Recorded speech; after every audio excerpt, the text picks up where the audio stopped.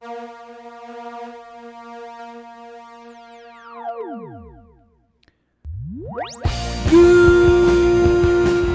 evening, ladies and gentlemen. Welcome back to the most monumental channel here on YouTube. DEIVED is my name. Welcome back, where we take a look at the stock market, take a look at the news, and we even do some technical analysis. Welcome back, ladies and gentlemen. Happy Wednesday. Happy middle of the week. In the middle of the week. Man, ladies and gentlemen, let me know if today you did some profits. What was that golden nugget that you have learned that you want to share with everybody? Go ahead and say hi to everyone here, the community. Everybody, so happy that some of you are doing amazing. The Discord is on fire. If you are a member and you have seen what we have been talking about in the Discord, come on. Give me some Hadoukens, give me some coins here and there, my friends, because I know I've seen a lot of the progress in all of you, and I'm very, very happy about that. Ladies and gentlemen, it is a pleasure for me to be here with all of you. But hey, I know you're wondering, David, why did the stocks drop today? But in certain areas, it did. In some other areas, it just wanted to create some higher highs. And a lot of short squeezes, a lot of Biden's administration is starting to talk and making moves. And I understand, guys, it was a very volatile day. And we're going to cover it. Don't forget to like this video. Hadouken. Don't forget to subscribe if you haven't, and ring that motherfucking bell today. Bruh. I'm gonna try to go as fast as I can. YouTube.com/DEIVED to see the instructions for the Amazon gift card giveaway. Let's go ahead and get started, ladies and gentlemen. I know there's gonna be a lot of requests, but I will take patience. We are creating a list for the members in the Discord. That will be awesome if you can go ahead and document everything there. I'm going to continue sharing the news as usual. And for subscribers, if you're patient and we still have time at the end, maybe you want to request and I'll be there for you, my friend. Ladies and gentlemen, let's see over here. I'm going to be reviewing today. We gotta review a lot of stuff, man. I'm telling you all, man. We gotta take a look at this. Mira. This is an interesting image. No. Yes. So let's start with this one. This was just shared in our Discord. Should I share this one? Should we? What do you think? Let's go ahead and get started, my friend. Hell yeah! And remove this image. It just caught my attention. It was just shared, I think, by Heaven Spacey. And it is summer fun. A Weeble post. Naked Brand, Express Pack, Group, Sundial Growers, Gamestop, AMC, Holdings, Tesla, NIO, Apple. Why AMC is down after hours? Let me make sure that the audio is good, guys. Okay, cool. Why? Sorry, guys. Trying to make it serious. Why AMC is down after hours? Hedge fund managers, short sellers, and market makers are using their extended hour trading to scare retail traders off. Most retail traders lack the ability to trade before and after the market closes. This is why it is currently down. Once retail traders are able to get back in at the market open tomorrow, this will go up. This is an attempt to scare people away from the stock. It will happen every single evening for the next several days, so be prepared for this. If it is too stressful for you, please put away your phone, computer, and check again in the morning. And ladies and gentlemen, let me know what you think about that statement. Because I know there's market makers. I do understand that there's a lot of manipulation in the market. That's why they say, right? That's what they speculate. But I know that we have been evolving into a new era of investments. And I think it's amazing the transformation we're getting because people are starting to invest in the markets. And that, ladies and gentlemen, what one target that I had in Holy Mofongo. I am glad that everybody is in this universe con mucho amor. We do this with a lot of love, guys, and that's why I do the videos, so you have perspective. It is very interesting what they're saying. I do agree to a certain extent. There's a lot of truth in this statement, and to continue with that, I think it's just makes a good scene to continue with the news, guys. So let me just go ahead and start with the Holy Mofongo. This is why I wanted to start with that article, so I get to the reason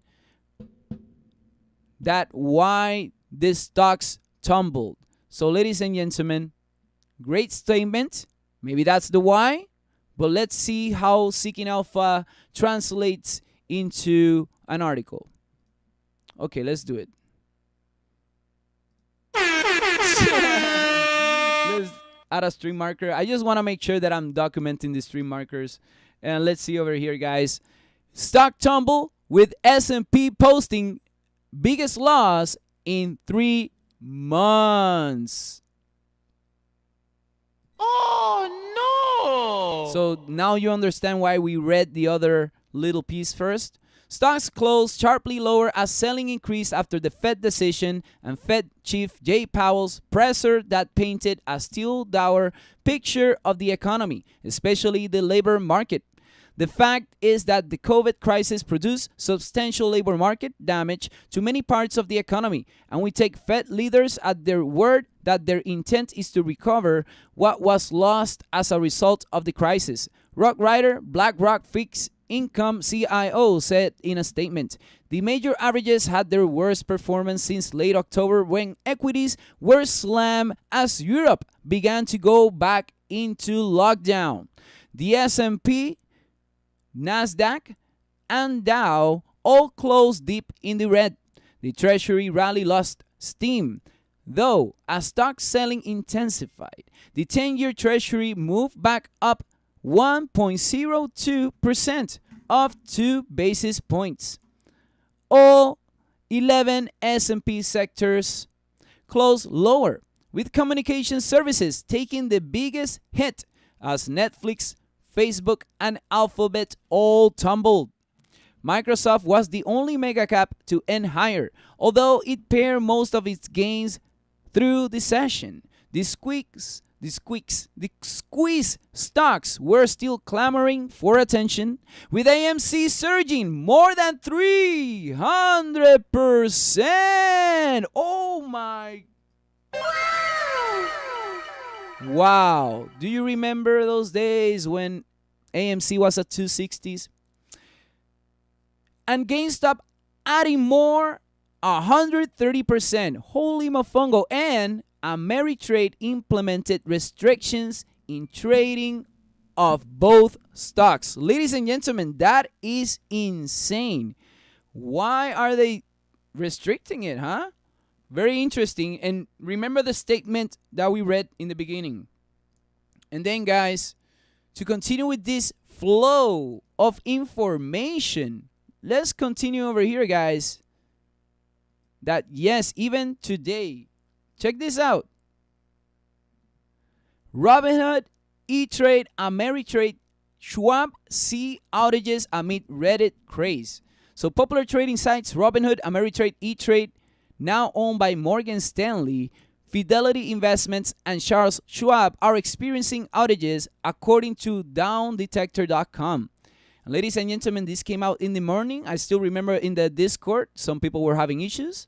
And Robinhood says it is having issues with crypto trading and is working to resolve the issue, Bloomberg reports. The outages comes as Reddit investors drive up a number of stocks such as GameStop in short squeeze plays.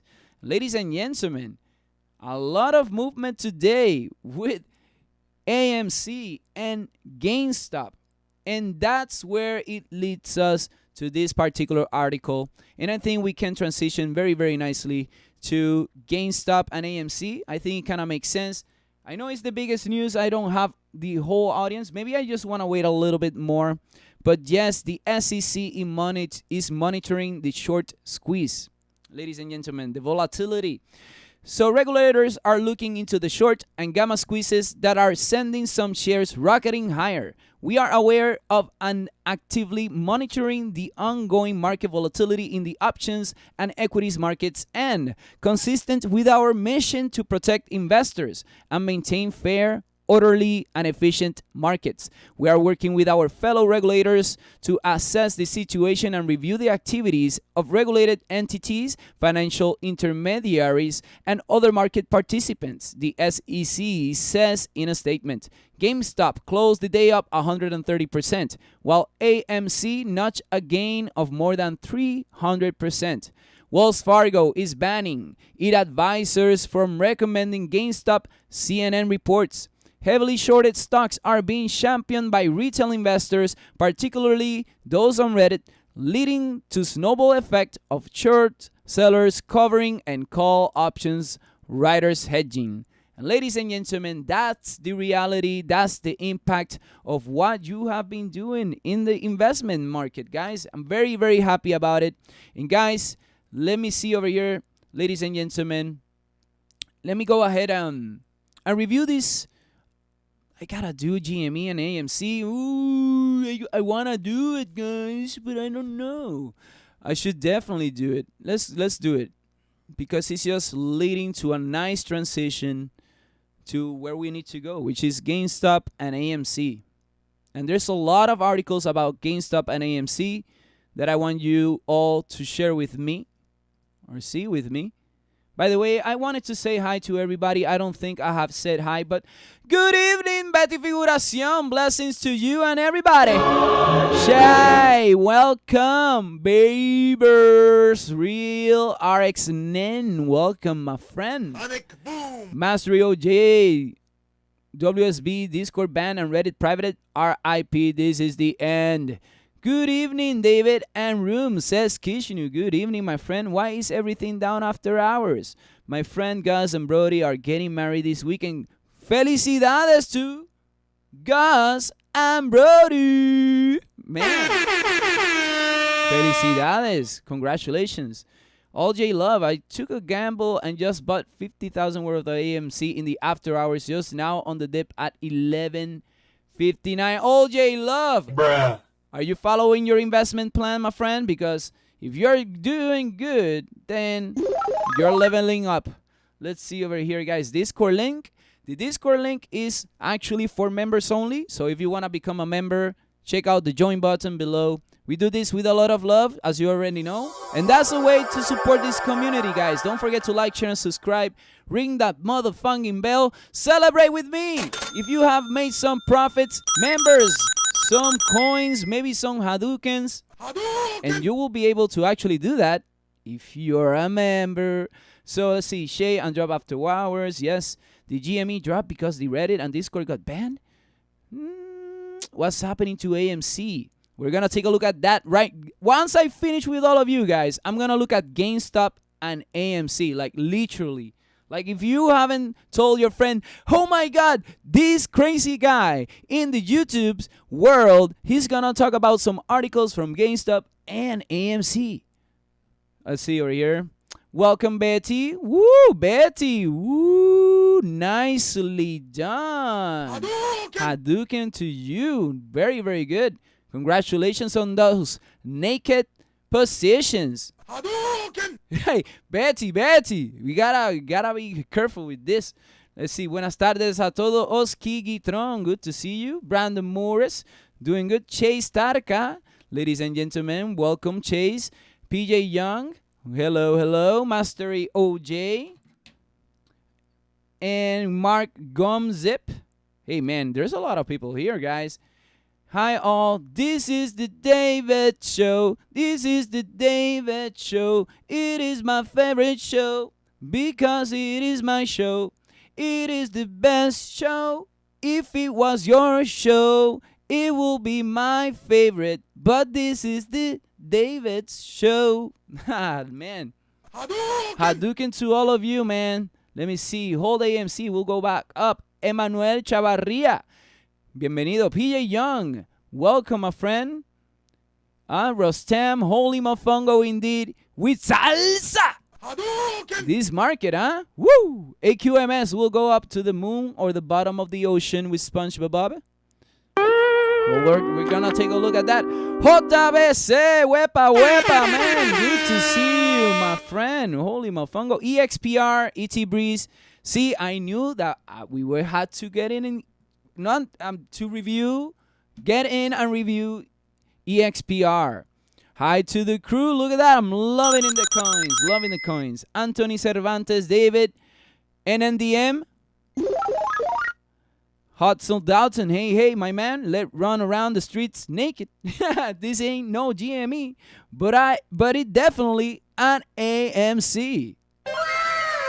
Marielle Peña, good to see you. And the Master Yoda himself, Patrick Ciareta, ladies and gentlemen. Hopefully all of you have been doing some Boom shakalaka! in the market. Let me know in the chat room. Let me know in the comment section. And I know there's going to be a lot of requests. But be patient with me. We're going to get there. And let's go. Ooh, thank you, Patrick, for the super sticker. Oh, my goodness, guys. Here we go. Let's go ahead and get started with Gamestop. I got a few articles that I want to review. Let's see how we progress. This is so interesting. Have you guys seen that video from Kramer saying, I like the stock. I like the stock. Something like that. But anyways. Let's review, guys, over here. GameStop, this story, how it progressed. So at 9:14 a.m., hedge funds looking for rescue financing in GameStop trade. CNBC says some hedge funds are looking for rescue financing due to GameStop trade. CNBC's David Faber reported. Faber didn't name any specific hedge funds. The report comes after Melvin Capital earlier this week was given $2.75 billion by Ken Griffin's Citadel and Steve Cohen's Point 72 to help stabilize the fund hammered by short bets this year, according to the Wall Street Journal.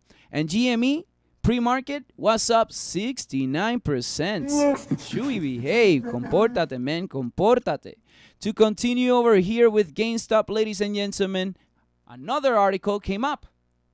We got to review this, guys. We got to take a look at the biggest thing that happened today. So, at 12:14 p.m., Chamath Palihapitiya closes out GameStop call position. I don't know if I said his name correctly, Shui. If you want, go ahead and correct me, my friend.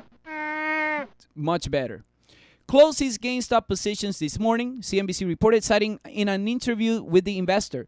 Palihapitiya is donating the proceeds of $500,000 to Barstool Sports Small Business Fund. Recalled yesterday, Chamath Palihapitiya jumps into the frenetic GameStop trade. Earlier, GameStop paring gains as CNBC says Melvin Capital closes out of short position. Earlier, short interest and gamma squeezes how GameStop's breakneck rally arose, but that's one article that Seeking Alpha has, which I actually recommend taking a look at Seeking Alpha, a great tool to be informed every day. Continues. This came out at 12:56 p.m. GameStop trading should be stopped for 30 days, state regulator says. Do you guys agree with that statement? Let me know, guys. Let me know. GameStop stock should be halted from trading by the New York Stock Exchange for 30 days so it can cool down, Barron's reported, citing interview with Massachusetts top securities regulator. I really think at this point it calls upon the regulators, in this case the New York Stock Exchange, to consider simply suspending it for a month and stop trading it. William Galvin, the Secretary of Commonwealth of Massachusetts, told Barron's. And ladies and gentlemen, by then, GameStop jumped to $337, which is 128%. And to finish off this GameStop journey, I think this came out a little bit earlier. No, actually a little bit later. Woo!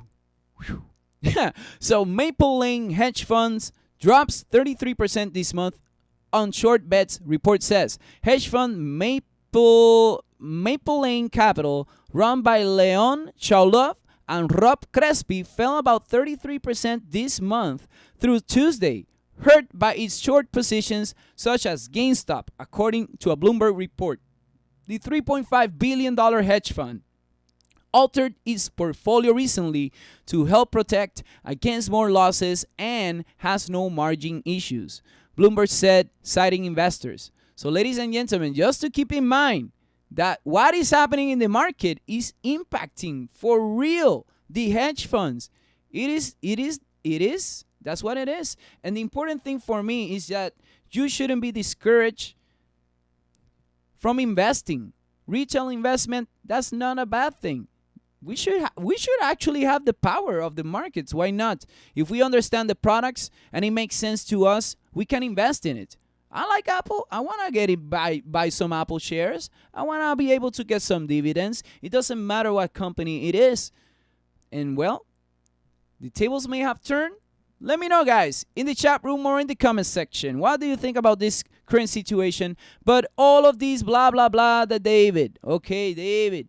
So, you took like 10 minutes talking about the GameStop news. Let's review GME in the charts. I think it just makes sense. And ladies and gentlemen, GameStop continue doing some. Who remembers over here when we talked about GameStop at $6? But David, how did you know about that? I still remember the day when Stranded in PR and I were thinking about this. He actually came forward and said, hey, David, we should take a look at GameStop. I'm like, yeah, it kind of makes sense. We were talking about Sony and the Xbox, and GameStop came to mind. And by those times, you know what? The investment was for a short term. Was a short-term investment over here. Mira, the inventory is over here at freaking $7. Okay, over here.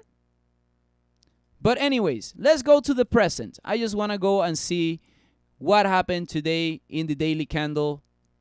Daily candle, ladies and gentlemen, what an intense candle in the weekly. Look at that. Let's look at the daily. The daily showing a hammer, but it has been creating higher highs, higher lows. The body is very, very small and definitely can continue, guys. I don't know about you, but it seems like it can continue. This is like the new Tesla. GameStop. Will it stop going up? Let me know, guys, in the chat room or in the comment section. I want to hear you out. Let me see what is the current price for GameStop after hours. GME is at $289, ladies and gentlemen. If you enter at $7, I am sure you capitalized on that opportunity and you already are celebrating it. And if you didn't take profit, then I don't know what happened, my friend, because, hey, it's doing amazing. And if you're still riding it for the long term, make sure you have a stop loss, right? It makes sense. Cover your investment, your initial investment, take some out of the table.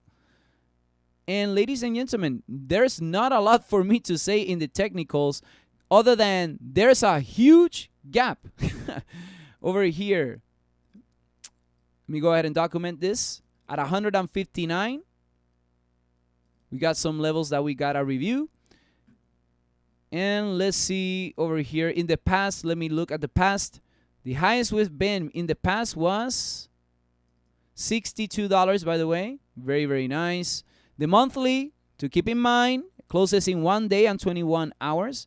The weekly, very, very bullish. 1 day and 21 hours. That's all is left. And this one, man, holy mofongo, guys. If there's any retracement for GameStop, that will be much appreciated. There's no specific target right now for GameStop. That's why it will be best to keep yourself within your trading plan, right? How much you have invested, how much you want to get in, and let the winners ride. Move your stop loss. Make sure that you're capitalizing on the movement as well. I think patience has proved right. It is proven once again that it is right. You just got to be patient. Think before the curve, get in before the move, capitalize on the opportunity, and keep kicking booty, ladies and gentlemen. Let's go ahead and move forward now with AMC. I'm gonna go ahead and see if there's anybody over here talking about specifically GameStop. So GameStop final target 1,200. Mira para allá, Platinum Mastering. Welcome, my friend. Good to see you. Man, we just gotta wait and see. 1,200. Hey, it can happen. There's a lot of conversation about 1,000 already. So I can document that here.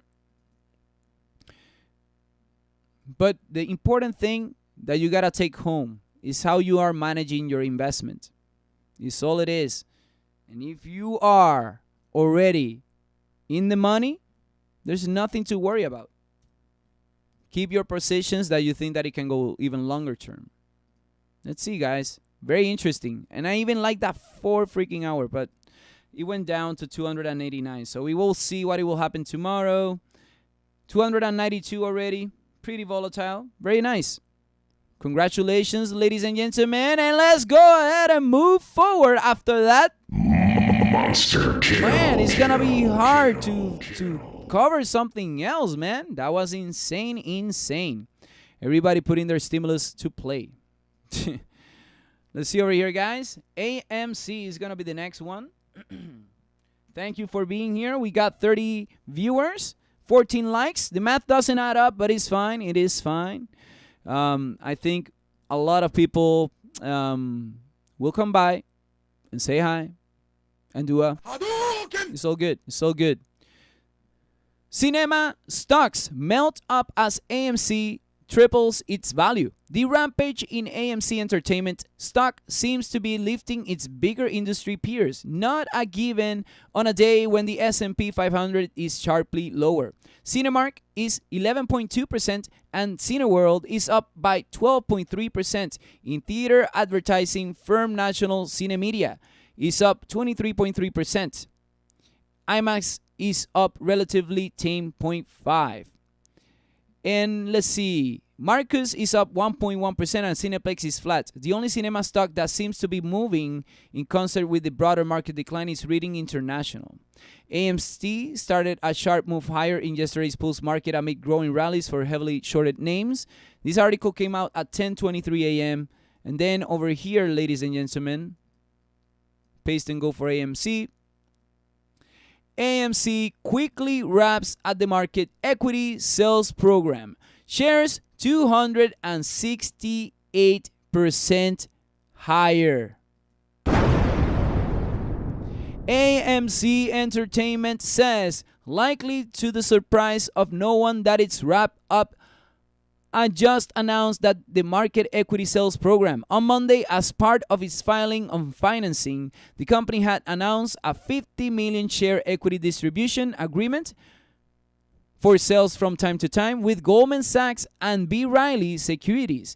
That program is now complete and combined with remaining shares under a prior such program. AMC has sold 63.3 million additional shares of its Class A stock for additional proceeds of 304.8 million. The company, widely considered on the brink of bankruptcy for much of the past year, is up an astonishing 268% today, and its market capitalization has crested $6 billion motherfucking dollars. With that said, let's go ahead and take a look at AMC. Is this the start of the news story, ladies and gentlemen? This could be it. This could be the start.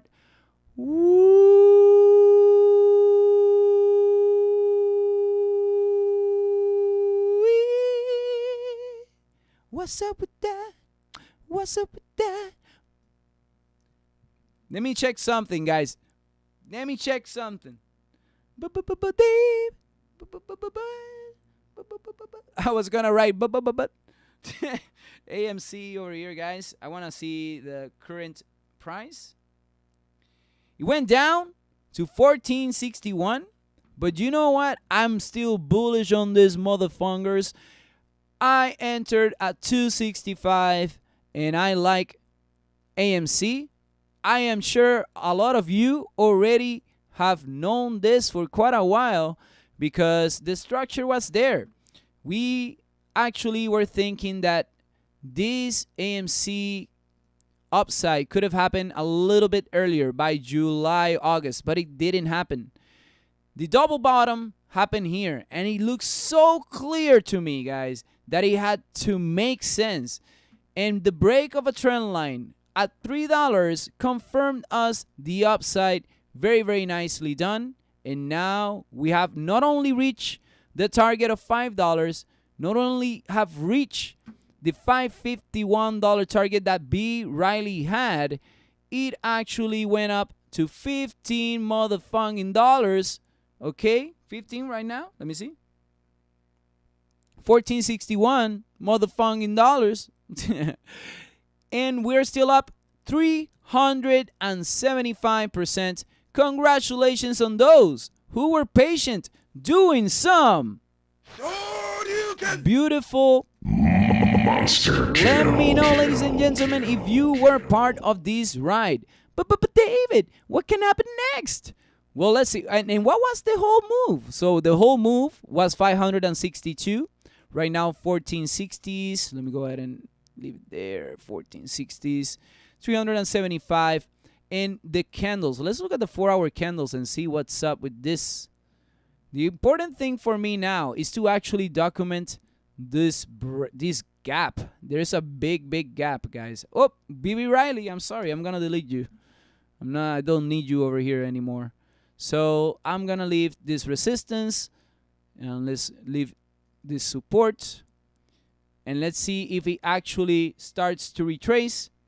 And ladies and gentlemen, doing amazing upside. It is amazing what's been happening in the market. I think the retail investors are starting to speak louder, and I'm enjoying that. I think Chewy enjoys that, right? Chewy? Is that right? And exactly, very loud. And ladies and gentlemen, I am liking AMC. I believe that AMC is a company that can even go to $36 and then $45 and $57. Those are actually my targets, guys. I don't know if you're new to this channel, but I do Fibonacci levels for price prediction, guys. That's all I do over here. Simple, not overcomplicating it. It's just to have an expectation of where price can go. And mira, I even did it a little bit wrong, but that happens. It's just to have perspective, right? So you can see that I even got a target at $90, and then we can even consider over here $124, because with the moves that we have, oh my goodness, guys. So let me know, do you believe that AMC will go to $36? Or will we go to, I don't know, 45 or 57 or 90s or 124? Let me know in the chat room. Let me know in the comment section. And don't forget to like, share, and subscribe. Hit that motherfucking bell. And let's go ahead and continue, Batman. Let's take a look at Bitcoin. By the way, let me share this channel to my friend. It's like, dude. Let me see. Dude, AMC. Next. By the way, youtube.com. Guys, tell them like this. youtube.com/DEIVED. Go to the live. Let's kick some booty. That's it. That's it, guys. AMC, what a move. What a move, man. What a move. Let me see who else is over here. Gamestop and AMC trading now restricted in TD Ameritrade and Schwab. Exactly, my friend. So that means that you won't be able to invest in it anymore. You know? But it happens. That usually it's insane. Like, hedge funds have a lot of freaking a preference, huh? Holy mofongo, guys. Interesting times. Boom chakalaka, Jordan Dow's. Good to see you. I'm going to do a boom chakalaka to you, my friend. Boom shakalaka! And we're going to be reviewing Bitcoin after this. Let's see. Oscar Guitron, AUY, when you get a chance. You seen that bad stock price, though. Selling shares offering. Good to see you. Sirens, Ivan. Sirens, indeed. Hey, Vianney Esco, good to see you. I only participated on the Nokia and SKT ride. John Gunn, hello all. Much love to all. Very fun AMC ride I got in last week. So small amounts today, but I trust we will go higher tomorrow. God Angel, good to see you. What happens is WSB shuts down. What? WSB? Everyone panic sell? Willie Slavin, welcome.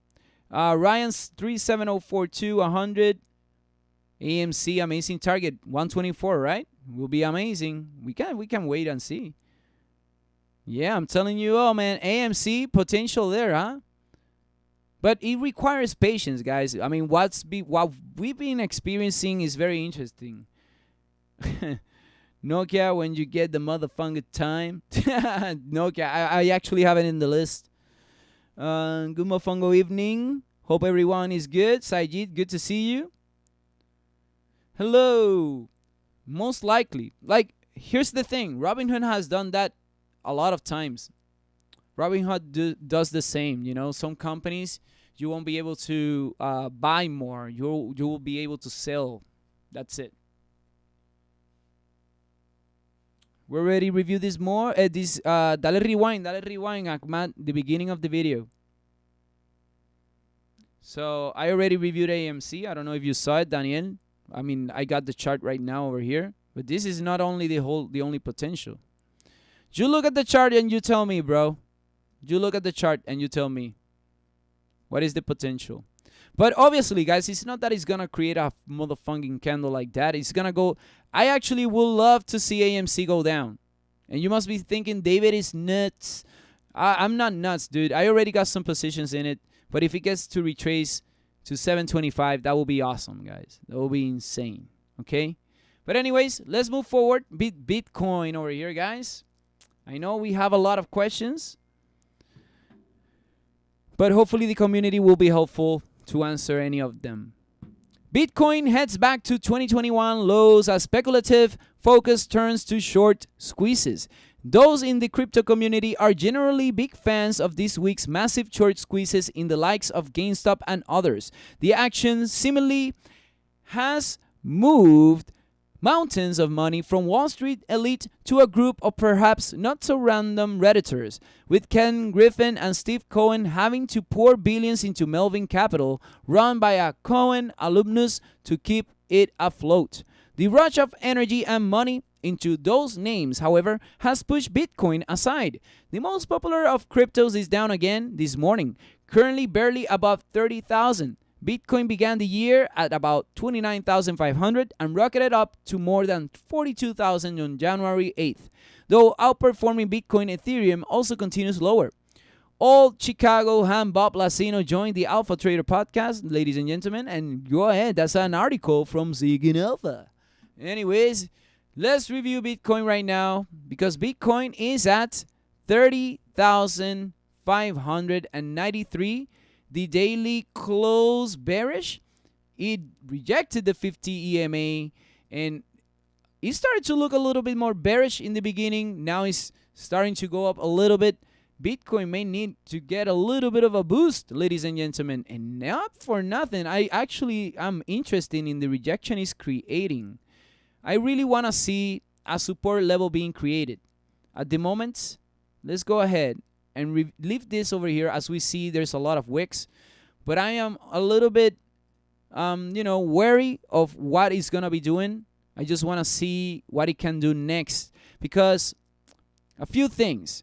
This area, first of all, is strong. It's a strong area for buys. You can see that we had a lot of bounces in the same zone. But keeping that aside, the other thing is that Marathon Patent Group was buying over here, guys. So that's another interesting thing. What I do like is that it's creating a double bottom of some sorts, and if it gets confirmed, then that will be amazing. The way that we can confirm that will be patience. Break of a trend line over here. If it closes above the 50 EMA, which is about 32,776, which can be basically saying that this trend line is broken, there's a likely scenario that we can go back up to 40,000. And if there's a consolidation zone from here to here, that will be insane because there's a lot of potential here, guys. So let's keep an eye on Bitcoin. I'm still patiently waiting for it. And let me know in the chat room, guys. Let me know in the comment section. Maybe Bitcoin has to go a little bit lower. But for now, it is rejecting the same area that we have been talking about for quite a few days.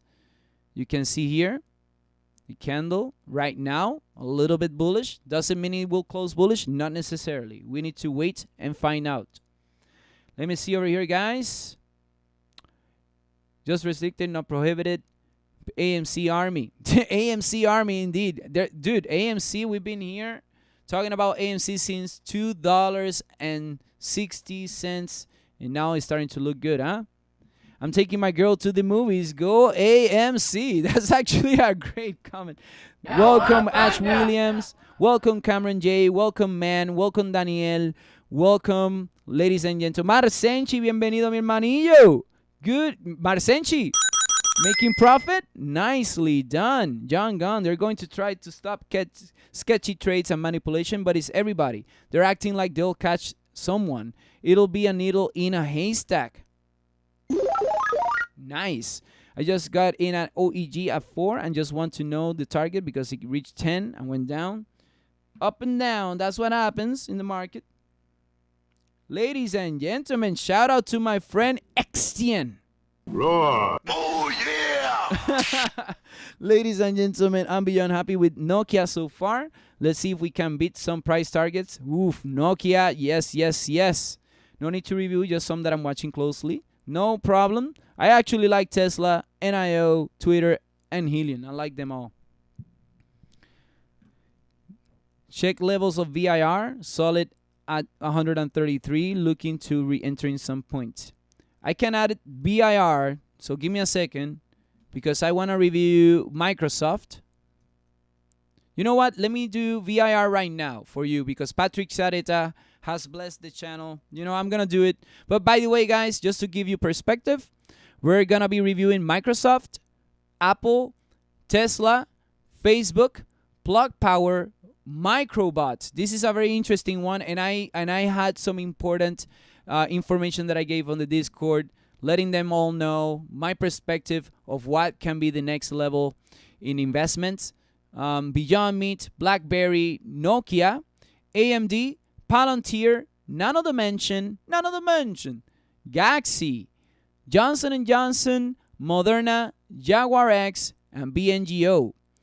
After that, I already got a few symbols from the members, CTRM, SNDL, AMTX, GEVO, and Ideonomics. For now, this is all I got. So everybody, if you can hold on tight to your calzoncillo and your panties or your fur, let's go ahead and move forward. Coronavirus! Okay, guys, let's go ahead and take a look over here at VIR. Let me see if VIR had an article, Patrick. Biotechnology. Yes, indeed. Today, we actually, didn't we review? Yes.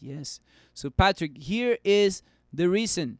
So, Lilly teams up with VIR, Bio, GSK, evaluate bamlanivimab with VIR 7831 in COVID-19. So they collaborated to evaluate a combination of two COVID-19 therapies in low-risk patients with mild to moderate symptoms. And it says over here that adding VIR 7831 to our study is an important part of our commitment to develop therapies to treat current and future strains of COVID-19 until vaccines are widely available and utilized. Actually, that's a great point. And then VIR Biotech downgraded to underweight at JP Morgan after big wrong hire. And Patrick, with the stock up 189% year to date, including a 74% moonshot yesterday after data from the phase 1 trial of the company's chronic hepatitis B treatment, JP Morgan's Anupa Rama downgrades VIR Biotech to underweight from neutral. He trims his price target to 28 from 30. and versus yesterday's close up 77.38. Anupam says, in addition to early data for VIR's hepatitis B vaccine candidate, there was overall positive momentum from the COVID-19 antibody space, and readout of VIR's COVID-19 antibody candidate VIR 7831 is expected this quarter. So this guy had a target to 28. Okay? Let's review VIR over here. Holy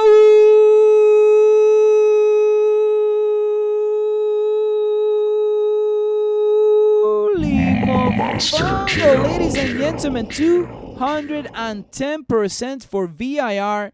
That was the move, Patrick. And this guy is saying going back to 28. Wow, he said it at 7 a.m. So that's why it didn't work out for him, dude. That didn't work out for him. But you know what? If he is saying that it can go to 28, hey, maybe 28 could be a re-entry. Let's see, 28. Wow, this guy was thinking that he was going to go over here down to the support level. This guy is nuts. Dude, subscribe to my channel. Who is this guy? Let me see. What was his name? Anupam Rama. JP Morgan. Come on, man. Let's collaborate. Ladies and gentlemen, VIR doing amazing moves. Congratulations, Patrick. I believe you over here made a comment. Oh, perfect. Thank you. This JP Morgan analyst is an idiot. Exactly. Yeah, man, look at this. Exactly. That's what I'm saying, man. We went up already. Wow, my goodness, Patrick, what can I say? I'm like lost of words. Let me go ahead and take a look at this. So the candle today by itself moved 254%. Looking at the daily, the entries were over here. You enter at 32. Was it, Patrick? 32. Great move. 335%. Taking some profits home. Let's call it a day. And see you later, alligator. VIR Biotechnology, a great movement, guys. The retracement is good. It's going back to the 14 EMA. And I think it can even head to this $58.87. After that, it can even reach 41. So I'm definitely going to keep an eye on this. If there's any other opportunity, Patrick Ciareta, congratulations, my friend. That deserves a Boom shakalaka! Man, oh man, what a beautiful investment. Beautiful investment. Wow. Ladies and gentlemen, let's go ahead and move forward. Let's review Microsoft. I want to check out what happened with Microsoft today. Because Microsoft analysts raised price targets after Picasso-like performance. So this came out at 8:45 a.m. Wedbush raises its Microsoft price target from $270 to $285 after yesterday's earnings report. Analyst Daniel Ives says Microsoft delivered a Picasso-like performance for the ages with cloud, growth, and guidance both well beyond even bull case expectations. Ives sees the strong Microsoft numbers as a broader indication of strength we expect to see across the enterprise cloud software landscape throughout this earnings season. Ives, in a nutshell, these were blowout numbers that will be another feather in the cap for the tech sector as the cloud growth party is just getting started, in our opinion, led by Microsoft. More action. Jeffrey raises Microsoft's PT from 260 to 300, saying the biggest question is how much better can it get after topping nearly all metrics this quarter. BMO moves from 245 to 270, highlighting the tremendous FCF and calling Microsoft a solid compromise between growth and value software as it offers offensive and defensive capabilities. And ladies and gentlemen, actually, yes, that is true. Microsoft, see, they're pretty freaking smart. I knew Billy Gates knew what he was doing. Let's see Microsoft over here. Papa David! Ladies and gentlemen, Microsoft! Woo! Oh my goodness, guys, insane. Higher highs, higher lows. But David, this and that. Dude, you can't catch everything. You get what you get. If you put some money in the market, I am sure you're making profits. So I am very happy about that. And Microsoft creating higher highs at 240s. Very, very nice. Let's see over here what we got with Wedbush. So Wedbush has a target of $285. So let's see from the 270s. No, 285. Let me go ahead and add it. Ooh, Wedbush. Getting jiggy with it. But David, guys, let me tell you all. This is the time for all of you to invest. I mean, you already have the platforms in your hand. That was the hardest part for me to begin as an investor. Was like, where can I start? You needed a motherfucking computer that was freaking heavy, and you would be using 56K. You don't know what 56K is? Man, do a Google search it. You see over here, guys, Jeffries raises Microsoft's PT. So Jeffries going to $300. $300. Jeffries. Mira para allá, guys. Let me tell you all. This is why I think Microsoft is going to go up, guys. Look. So now everybody's giving targets. And now mira, my 277 target is already so little. And now this guy, BMO, mira, BMO, 270, guys. 270 for BMO. And here we go, guys. This is what we do every day. We just put the targets here. We look at the charts. We look at the analysis. We look at the news. Man, oh, man. And you know what? Microsoft for me is a buy long term. I've been saying it here, guys. They need to create higher highs. That's it. That's it. Have you seen this motherfucking consolidation that happened here? Look at this. Look at this horrible thing. Microsoft needs to go up, dude. Microsoft is a very valuable company. And if it drops, if it gets to drop, keep an eye on it because an opportunity may come soon. And I know some of you are option traders. So, hey, opportunities, huh? Opportunities, huh? Anyways, let's go ahead and move forward. Ladies and gentlemen, over here, talk about AMC holding strong. We already did AMC a little bit earlier, but we got 45 viewers. We already did AMC. I know for a reason that you're here at AMC, but mira, AMC, dude, this is the second time I'm going to review it. We already said here that there are very likely scenarios that AMC can go to 23, after that 36, 45, 57, 90s, and even 124, guys. There's a lot of potential for AMC, even though AMC is a little bit down, you know? It's a little bit down, but it's at 1461. And the move that I was looking for AMC is actually going back to 36. Will it happen in one day? Not necessarily. I'll actually like, by the way, as I said, retracements. If there's any retracement, we can capitalize on the opportunity. Like another one that we're going to review. I'm going to review Nokia pretty soon. But I'm going to do Apple right now. I got to talk about Apple, guys.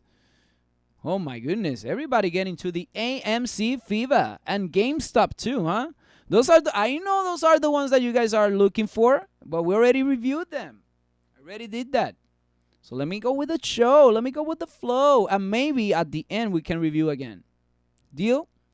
Apple declares 20 cents dividends. So Apple declares 20 cents share quarterly dividend in line with previous. Forward yield 0.58%. See, one of the good things about investing in something that you like is that not only you can get the growth, you can actually get paid every quarter. It's something to consider, guys. It's something to consider. Let's see over here, guys. And then over here, paste and go. Apple EPS beats by 0.27, beats on revenue. So Apple first quarter GAAP EPS of 1.68 beats by 0.27. Revenue of 111.43 billion beats by 8.19 billion. iPhone 65.6 billion versus the 59.86 billion consensus. Woo!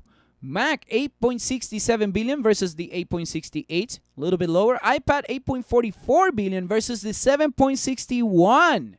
Wearables, home, and accessories, 12.97 billion versus the 11.91 billion. Wow. Services, 15.76 billion versus the 14.85. Our December quarter business performance was fueled by double-digit growth in each product category, which drove all-time revenue records in each of our geographic segments and all-time high for our install base of active devices, said Luca Maestri, Apple CFO. These results help us generate record operating cash flow of $38.8 billion. We also returned over $30 billion to shareholders during the quarter as we maintain our target of reaching a net cash neutral position over time. And then after that, we got over here.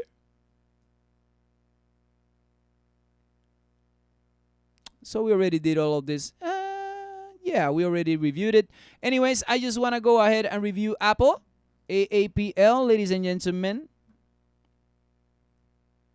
Holy mofongo, indeed.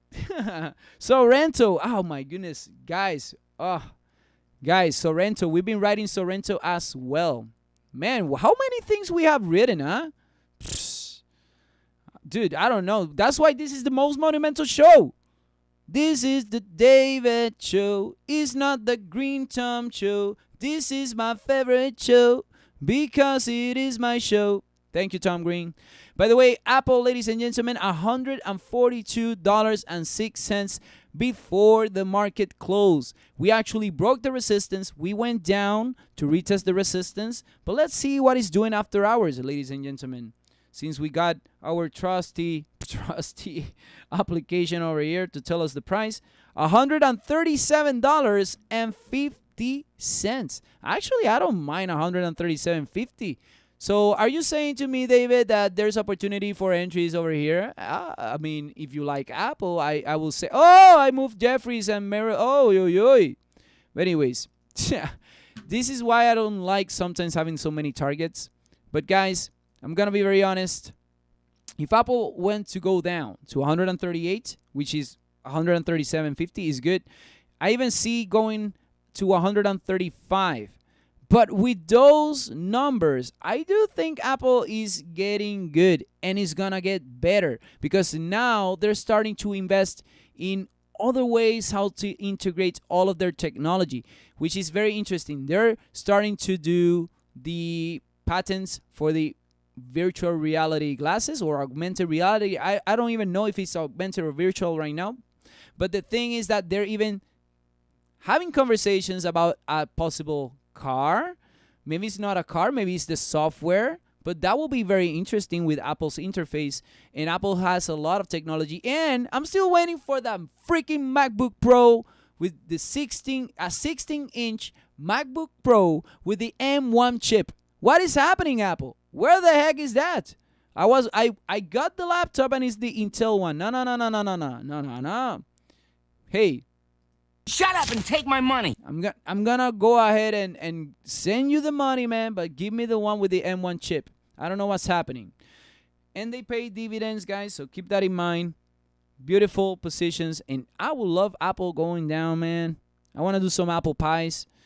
But anyways, let's go ahead and review Tesla. I know some of you are interested in Tesla. Why am I gonna review Tesla right now? Because it's in the order that I got it, and I'm gonna do it right now. This is the David Show. It's not the Green Touch. Ladies and gentlemen, 46 viewers and 33 likes. Ladies and gentlemen, dudes and dudettes, chewies and chewettes, don't forget to like, share, and subscribe. And I'm gonna go back to the chat room.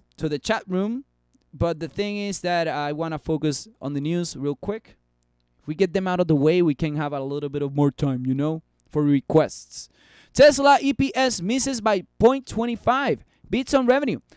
Tesla, fourth quarter non-GAAP EPS of 0.80, misses by 0.25. GAAP EPS of 0.24, misses by 0.54. Revenue of $10.74 billion, beats by $280 million. Automotive margin of 24.1% versus 27.2% consensus, 27.7% in the third quarter. And then, ladies and gentlemen, to finish up over here, Tesla. Tesla knocks out another profit, plots 50% deliveries growth target. Tesla reports it produced 179,757 vehicles in the fourth quarter and delivered 180,667 vehicles. The company says it recorded its sixth quarter in a row of being profitable through volume growth and regulatory credit revenue growth. Automotive gross margin came in at 24.1% versus 27.2% consensus and 22.5% a year ago. Tesla says the Gigafactory Shanghai has the ability to sustain a run rate at or above 250K Model 3s a year. Tesla expects to achieve 50% average annual growth in vehicle deliveries over a multi-year horizon, depending on equipment capacity, operational efficiency, and the stability of the supply chain. The company expects Tesla semi-deliveries to start this year. Shares of Tesla are down 1.28% after hours to $853.12 versus the 52-week trading range of $72.24 to $891.50. The conference call is scheduled at 6:30, blah, blah, blah. Let's go ahead and review Tesla. Ladies and gentlemen. Tesla over here. Let's look at the weekly. Weekly was bullish, but let's see how the weekly looks like after the move that it has done. So TSLA, symbol to review. $820.80 is the current price. 820s. So he's becoming bearish right now. Ooh, Tesla. The weekly is bearish. 820.80s. But do you think Tesla is going to go down? Let me see the monthly. Wow. The monthly closes in 1 day and 20 hours, by the way, guys. The monthly is still bullish. I mean, I like Tesla. If Tesla wants to go ahead and drop it like it's hot because I want to get in, man. It will be insane. Mira, 820 and 80. 820, 80. Here you go. Not bad. Actually, it's going back to the support area. And Goldman Sachs and Waka Waka said that it can go to 770. Or Waka Waka, was this old? I don't even remember. But if, let's say that Tesla gets to drop to 698, don't you think that will be an insane move? Don't you think that's a great opportunity? Don't you think that you can capitalize on that? Maybe just a fractional share if you're not able to do it. Ladies and gentlemen, that's, oh my goodness. What can I tell you, guys? What can I tell you? $864.16 was the close, 820s. For tomorrow, I want to see that candle maybe rejecting on this zone. And then I want to see possibly, hey, it will be lovely if it went like this, but I don't think. Maybe it's going to go down and then it's going to go up. And if it closes bullish, that's an interesting perspective for us to capitalize to maybe 900 and even up to 950. I mean, Elon Musk was the guy that freaking wrote Gamestop. Any retracement for Tesla for me is an opportunity. Let me know, guys, in the chat room. Let me know in the comment section. What do you think about Tesla? Is it gonna be another? Or does it need to go lower to visit SpongeBob and give us another opportunity? A blessed opportunity. Let's see, guys, what we got next. Facebook. We are going to take a look at Facebook. Let me see. RDG2BU. Good to see you, my friend. Good to see you. Chuy Rodriguez. You guys playing with fire. Crypto Crackhead says, hey, Crypto. Things go up. Things go down. Things go up.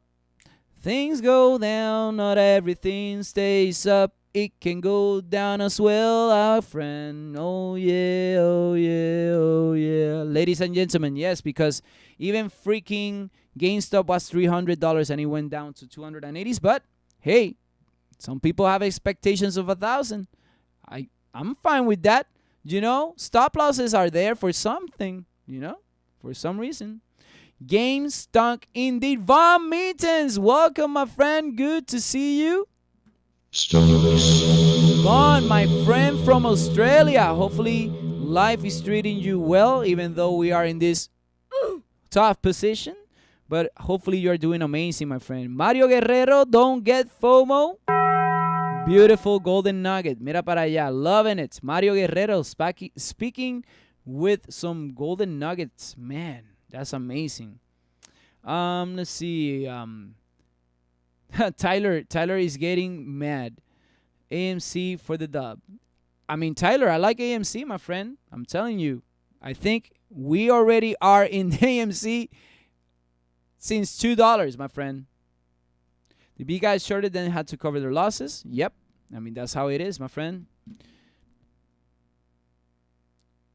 Yeah, Mr. Simon, you can go to the beginning of the video. That was the first thing that I talked about, AMC and GameStop. So if you want, guys, go ahead and go, dale rewind al cassette para que tú veas lo que GameStop te trae and AMC as well.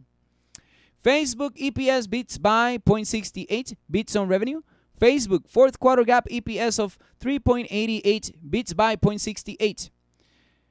Revenue of $28.07 billion, 33.2% for the year, beats by 1.64 billion. Daily active users, 1.84 billion versus 1.83, guys, and the prior one was 1.82 billion. That's amazing. Monthly active user of 2.80 billion versus the 2.76 billion consensus, and the prior was 2.74, guys. Wow, there was an increase of users. CFO Outlook commentary. At the same time, in the first half of 2021, we will be lapping a period of growth that was negatively impacted by reduced advertising demand during the early stages of the pandemic. As a result, we expect year-over-year growth rates in total revenues to remain stable or modestly accelerate sequentially in the first and second quarters of 2021. In the second half of the year, we will lap periods of increasingly strong growth, which will significantly pressure year-over-year growth rates. We also expect to face more significant ad targeting headwinds in 2021. This includes the impact of platform changes, notably iOS 14, as well as the evolving regulatory landscape. While the timing of the iOS 14 changes remains uncertain, we will expect to see an impact beginning late in the first quarter. We expect 2021 total expenses to be in the range of $68 to $73 billion, unchanged from our prior outlook. This is driven by investments in technical and product talent, as well as continued growth in infrastructure costs. We continue to expect 2021 capital expenditures to be in the range of $21 to $23 billion, driven by data centers, servers, networks, infrastructure, and office facilities. Our outlook includes spend that was delayed from 2020 due to the impact of the pandemic on our construction efforts. We continue to expect our full year 2021 tax rate to be in the high teens.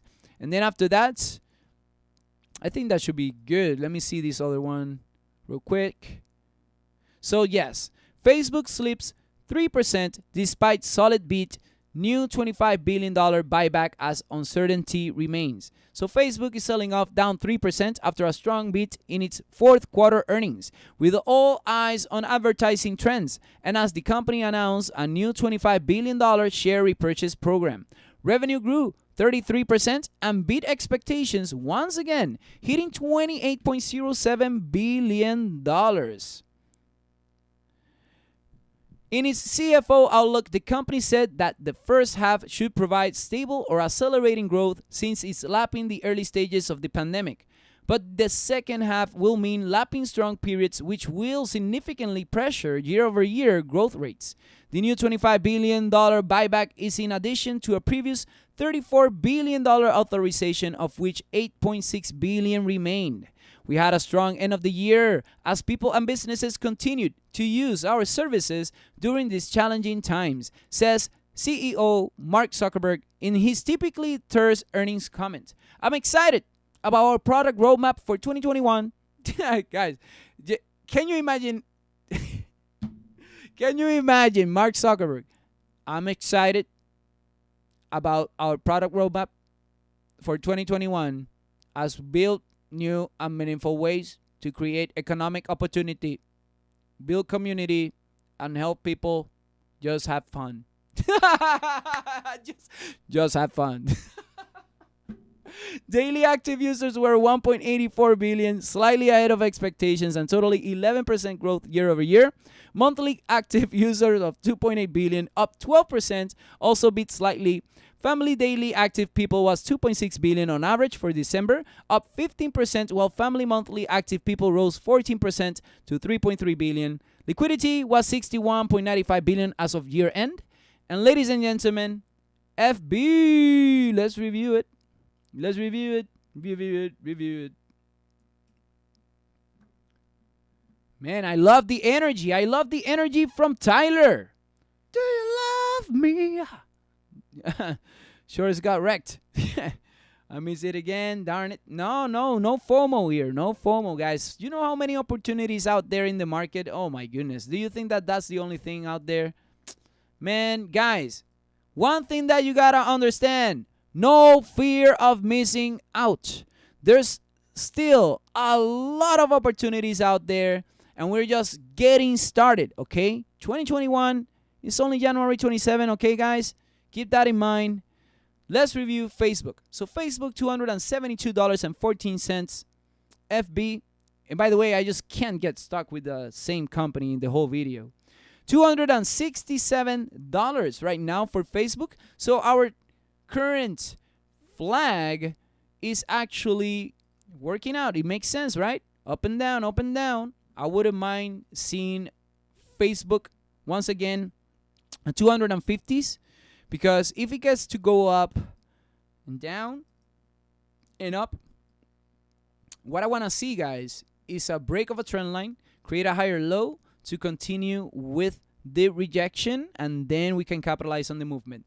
Just how we did Gamestop, just how we did with AMC, just how we did with VIR, just how we did with NIO, just how we did with BLNK, just how we did with AMC, just how we did with all of the profit. But David, how do you do? Anyways, guys, how do you do it? Patience is the name of the game, and learning structures, patterns. Technical analysis is a thing. I've been getting some comments, some weird comments that technicals don't help. It's like, dude, seriously, you're saying that? Why? And if you want to prove me wrong, then do a motherfucking video about it on YouTube and show me why technicals don't work. I mean, I think it makes sense. If I'm making, for example, let's say that Facebook goes down. Let me give you this probability, guys. Let me do this long. I'm saying, hey, if it breaks this trend line, there's a better opportunity over here to capitalize. Is it better for me to visualize how much am I going to be doing and how much I'm risking than getting in blindly? So you're saying that this doesn't work? I don't know, bro. I don't know. I mean, the news and articles, all of that provides us the push. We are looking at these freaking lines, okay? We're looking at all of these lines in a microscopic level. I even capitalized over here, guys, when the crash happened. But if you look over here very closely, the structure tells you about it. Structure speaks very loud, guys. Mira. This was the COVID crash. And I still remember because I covered it here. COVID crash. No, boom. Trend line, drawn, waiting patiently. Then I saw this opportunity, higher lows. Oh yeah, hey, this is starting to look better and better. Entries, 167 for Facebook. Data is the new oil. Oh my goodness, holy mofongo, let's go. Boom, boom, boom. And it just keeps on going. And now we're just waiting patiently to see what it will do next. I do believe that Facebook can grow higher and faster. Maybe for the second quarter, maybe a little bit of retracement wouldn't be bad. I will appreciate it actually, because if I want to get in more, I will wait for a better price than getting into something a little bit more expensive. So guys, I think it kind of makes sense. Let me know in the chat room. Let me know in the comment section. Do you think that Facebook will tank to the bottom of the ocean with SpongeBob Bobby? Because if it does, I'm interested in that motherfucking sell. Let's go ahead and take a look at Plug Power. Man, Plug Power, Microbot, Beyond Meat, BlackBerry, Nokia, AMD, Palantir, Nano Dimension, Gaxy, Johnson & Johnson, Moderna, AGX, and BNGO. After that, I'm going to do CTRM, Sundial, AMTX, GEVO, IDEX. Those are requests from the members, and I'm going to take a look at a little bit more of the requests once we're done with the video. It's 7:45. I'm trying to make it as fast as I can, doing as little Hadoukens or boom chakalakas along the way, guys. But I know that some of you have been talking about Plug Power, and Plug Power offering price at 11% discount only sheds weeks worth of gains. By the way, guys, so Plug Power plunges after the company's upside 28 million share offering, price at $65 per share, raised 1.82 billion, but shares have still doubled YTD and sacrificed only a week's worth of gains. That is insane. Trading volume recently has swelled to 63.7 million shares, compared with the full day average of 49.1 million shares. JP Morgan's Paul Coster maintains his neutral rating, but raises his stock price target to $70 from $60, as a good story keeps getting better, with Plug capitalizing on its leadership position in hydrogen energy and mobility solutions by nailing down customers and partners that expand the total addressable market, improve visibility, and the risk execution. Plug Power has made impressive progress, but its main challenge is valuation due to the growing imbalance between the supply of investable renewable energy enterprises and the increasingly frenzied demand for this space. Piper Sandler Pence Hammond said earlier today, initiating shares at neutral with a $66 PT. Pearson also initiates Ballard Power at neutral and $31 target. Another bear, guys. Look at that. Well, anyways, let's see. So JP Morgan to 70, Piper 66, and Pearson 31. So let's see what we got, guys. With Plug Power, man, electric vehicles, bio, alternative energy, all of that shebangle is what's doing the moves too, guys. Oh, no. Oh. It retraced a little bit. It retraced a little bit, guys, to 66.12. But I guess the offering, right, it kind of makes sense. Let me see once again. So it's $65 a share. So it kind of makes sense to go down. And let me go ahead and add $65 a share. So there you go, guys. The offering is a discount code that not even honey.com will give you. It's only Patience will give it to you. Plug Power after hours, 63.40, going down a little bit. And you know what? I wouldn't mind seeing this go back to 60s or even 53s. Let's go ahead and add the targets from our friends over here. JP Morgan. Let's see. JP Morgan to 70. Let's go ahead and... I actually have a target at 77, guys. But this guy's 70. 70 as a target. That's a short-term target, which is nice. Paste. Coordinates. Clean this up. Then we got a target over here from Piper, which is at 66. 66. But that's a very short term, huh? Well, actually went there, yeah, already. So 66 has been accomplished. And then this other individual, Pearson, says that it can go to $31, guys. 31. I already got some areas over here. So let me do 31. I can add this name. I can just have the coordinates over here, guys, as you can see, and just write it here, 31.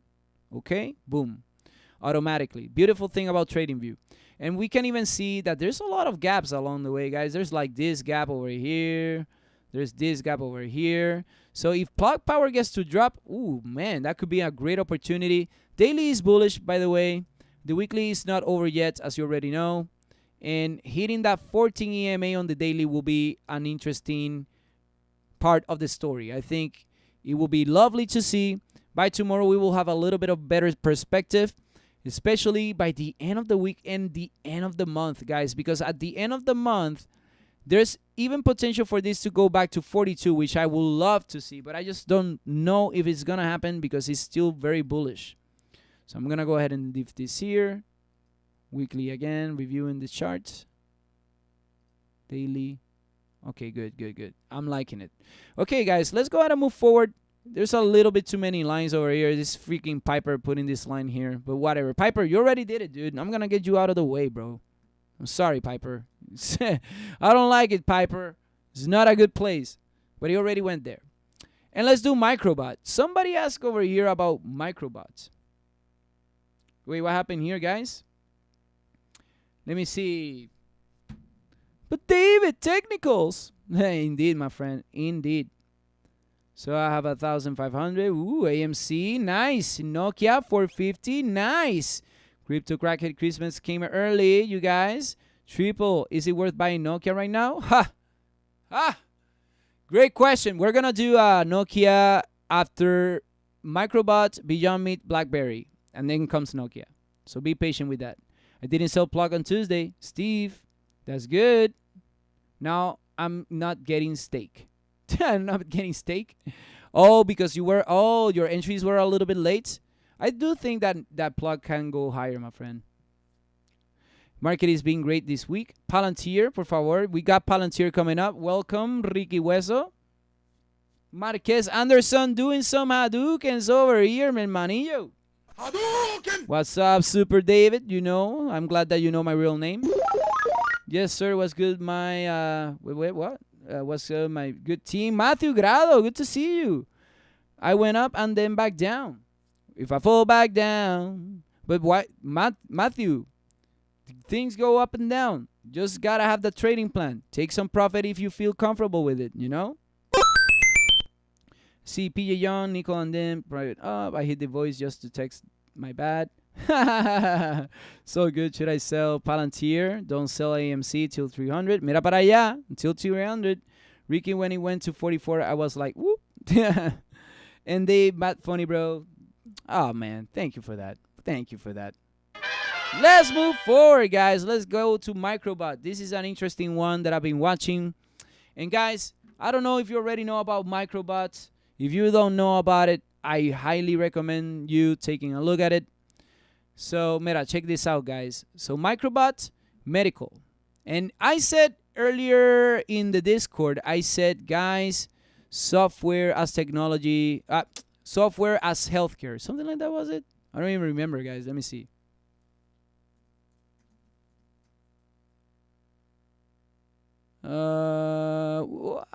Software. I'm trying to find it on my Discord. Software as a medical device. Anyways, keep that in mind, guys. That's a very interesting statement. But Microbot Medical, a preclinical medical device company, researches, designs, and develops micro-robotics-assisted medical technologies targeting the minimally invasive surgery space. The company, through its ViRub, TipCat, and Liberty micro-robotic technologies, developing self-cleaning shunts for the treatment and hydrocephalus, a normal pressure hydrocephalus, a disposable self-propelled locomotive device to treat capabilities within tubular lumens, such as the blood vessels, respiratory, and the urinary and GI tracts. A combination of a guide wire and microcatheter technologies that are used for endoluminal surgery and maneuver guide wire, microcatheters, and over-the-wire devices within the body's vasculature. It has 37 issued allowed patents, 15 patent applications pending worldwide. Microbot Medical was founded in 2010 and is based in Hingham, Massachusetts. I don't know if I said Hingham correctly, but hey, Massachusetts. Hopefully I said it right. Let's see over here, guys. Microbot announces successful discussions with FDA on regulation of self-cleaning shunt. Microbot Medical announces the completion of successful discussions with the U.S. FDA for a self-cleaning shunt, allowing the company to apply for an early feasibility study. The company reiterates its timeline for the first in-human clinical trial under the EFS is expected to start in the third quarter 2022. The FDA's response is a significant milestone for our SCS product, as it affirms the novelty of the technology and our pathway as we advance to the next developmental that's the new way to say it, clinical and regulatory phase, CEO Harel Gadot said. Ladies and gentlemen, let's take a look at MBOT. I know it was a penny stock, but hey. I gotta review this. Ooh.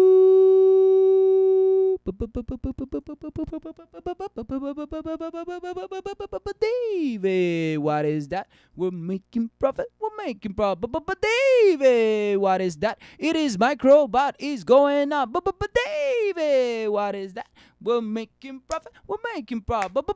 David, what is that? Is Microbot is going up. Ladies and gentlemen, Microbot, great opportunities. Oh, but David, you gotta take a look at this again, and this again, and this again, and this again. No. I can't be on repeat, dude. I gotta go forward. I gotta move forward with everything that we have opportunities, because everybody have different perspectives in life, and different people have different perspective of risk tolerance, and even in products. Ladies and gentlemen, Microbot, a great potential opportunity over here to go to $12.24 and even $19.20. I believe a subscriber or a member, I think it was even a member, he asked about it, and here we are, guys. Microbot, great potential.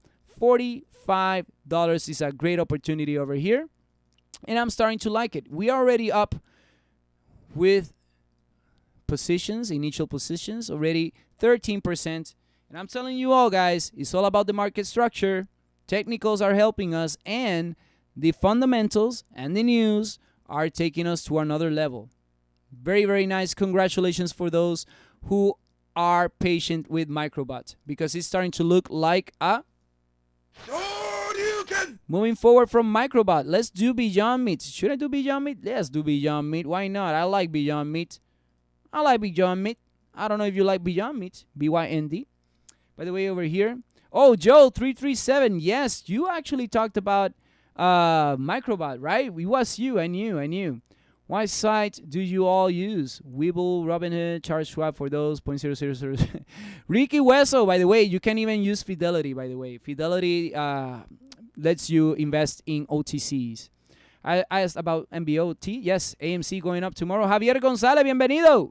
So AMC is already going up, man. I mean, we already are in it to win it.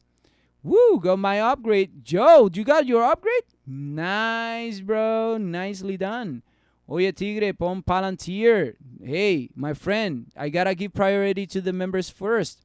And I already got a list of news already for you. Because some comments out there, you know what they say, bro?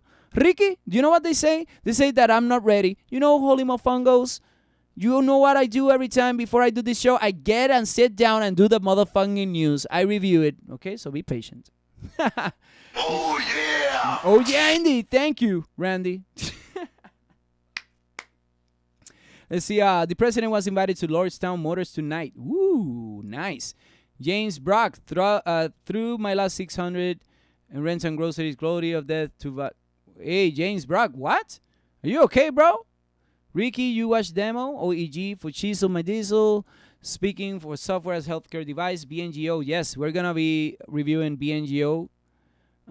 That's a shunt. What's a shunt? Mira, shunt. Definition. Push or pull from the main line to a siding or from one track to another. That's a shunt. What shunt means? Although shunt usually refers to a tube that drains blood or other fluid out of a part of the body, shunt almost means to bypass. If a train is shunted, it's diverted from the main track onto a side track. There you go, a shunt. We learned something. I haven't seen anybody talking about it but you, David. Thank you for the extra money.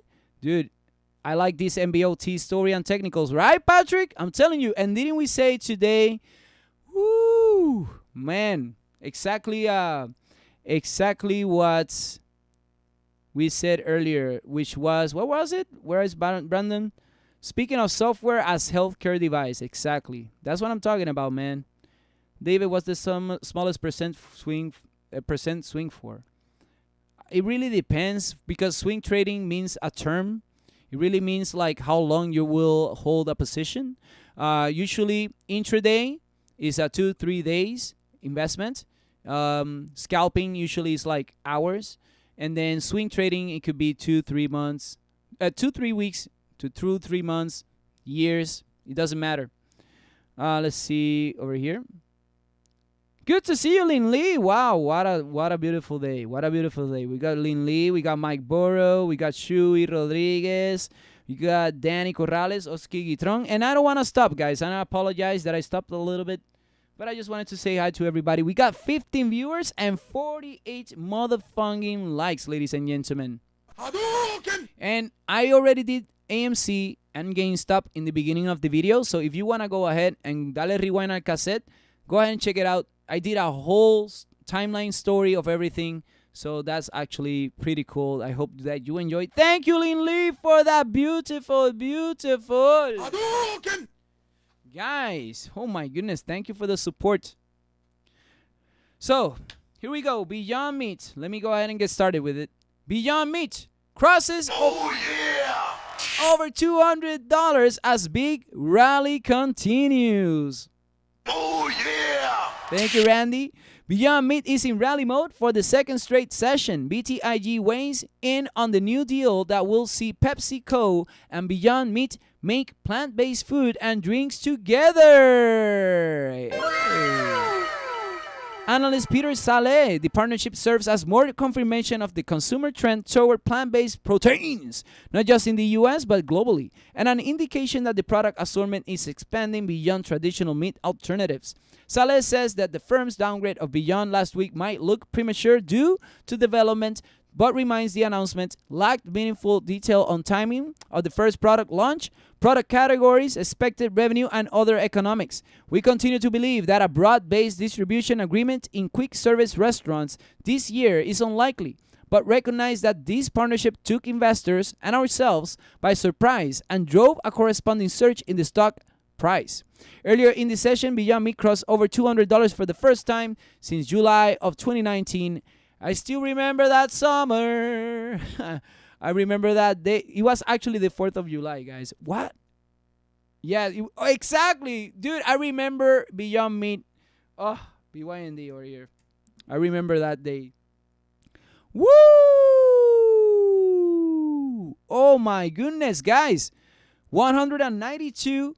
Yesterday, we actually went up to $219. Beyond Meat creating a daily bullish candle, which I like a lot. And ladies and gentlemen, the weekly is still looking pretty bullish. I like that $239 level for Beyond Meat. We can definitely get there. And by the way, that's when we got, you see, July 22nd, and then we went down. But I do think now that Beyond Meat is looking to create higher highs, guys. Mira para allá. Our whole review, our whole analysis became a reality, ladies and gentlemen. Beyond Meat, after hours, how much is it? From 192.08. I'm sure it went down a little bit. Let me see. BYND. $187. Still happy with that. Not a bad price. And any retracement for Beyond will be an opportunity. And you know what? I'm going to go ahead and review this and review that, and let's keep it there for now. Okay, support and resistance already aligned. The weekly, once again, bullish. Great. Oh my goodness, great highs at 221. I do believe that if we close the weekly bullish, we can definitely continue with the upside. And not only we will close the weekly, we will close the monthly candle as well. Keep that in mind, guys. Keep it in mind. Beyond Meat can definitely go to the upside. I'm liking it. I'm liking this. And if it gives us that 25%, that will be amazing. And I already got a target of $300. Our entries, previous entries were at 70s. Last entries 130s. And now to the upside. Congratulations, my friends. I'm telling you all, we have a lot of opportunities. It's not all about one. Let's do BlackBerry, because I know a lot of you are riding the BlackBerry wave. Let me know. Are you riding the BlackBerry wave? Are you making profit with BlackBerry? Let me know right now. If you're a member, give me some coins. Otherwise, give me whatever you find in the emoji section, okay?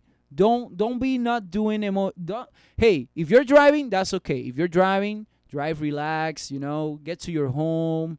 take off your shoes, take off your socks, walk barefoot. Give that kiss, that delicious kiss to your girl, to your husband, to your wife, to your shoey, to your doggy, to your cat, whoever it is that makes you happy, and then put a freaking emoji. Anyways, let's go ahead and review Scotiabank cuts bait on BlackBerry. Watagatapitusberry downgrading to underperform after 254% run. The BlackBerry run has Scotiabank bailing out, cutting its rating to sector underperform. That follows a 254% rally in 13 days that look overdone in the short term given fundamentals of the business relative to the movement in the underlying shares price. There's still potential in various areas of the business, it says, but we could need to see a material improvement in the firm's performance within its software business to become more constructive on the shares. It has a one-year target of $8.50, currently implying 58% downside. BlackBerry shares are up another 11.2%, and this came out at 10:05 a.m. And then to continue with the story, we got over here, paste and go. BlackBerry halted after spiking 42%. And this came out at 2:01 p.m. BlackBerry, Eastern Time. BlackBerry has spiked anew today, bringing stock a halt. Shares are up 42% after a huge jump in the past few minutes. The stock was up by double digits shortly after the market opened today. But even before that, Scotiabank had enough of the rally over the past 2 weeks, cutting shares to underperform. More than 265 million shares have changed hands on New York Stock Exchange, more than 7 times average daily volume already. And ladies and gentlemen, let's go ahead and review BlackBerry. Watagatapitusberry. What? See over here, guys. And BlackBerry, $25.10. Ladies and gentlemen, we have another.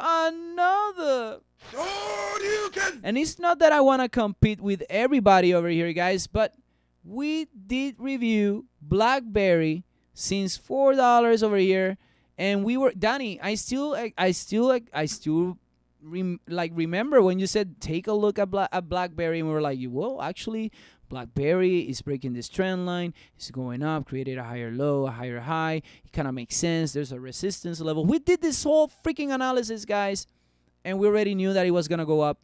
It is halted, but it's because now, I believe now, there's more exposure to retail investors of the opportunities that we have. And ladies and gentlemen, yes, Reddit is one of the big centers of that epicenter. But here in this channel, the most monumental channel here on YouTube, we are slightly ahead of the curve. I don't want to brag, but hey, that's what we do here. $22.60 on BlackBerry.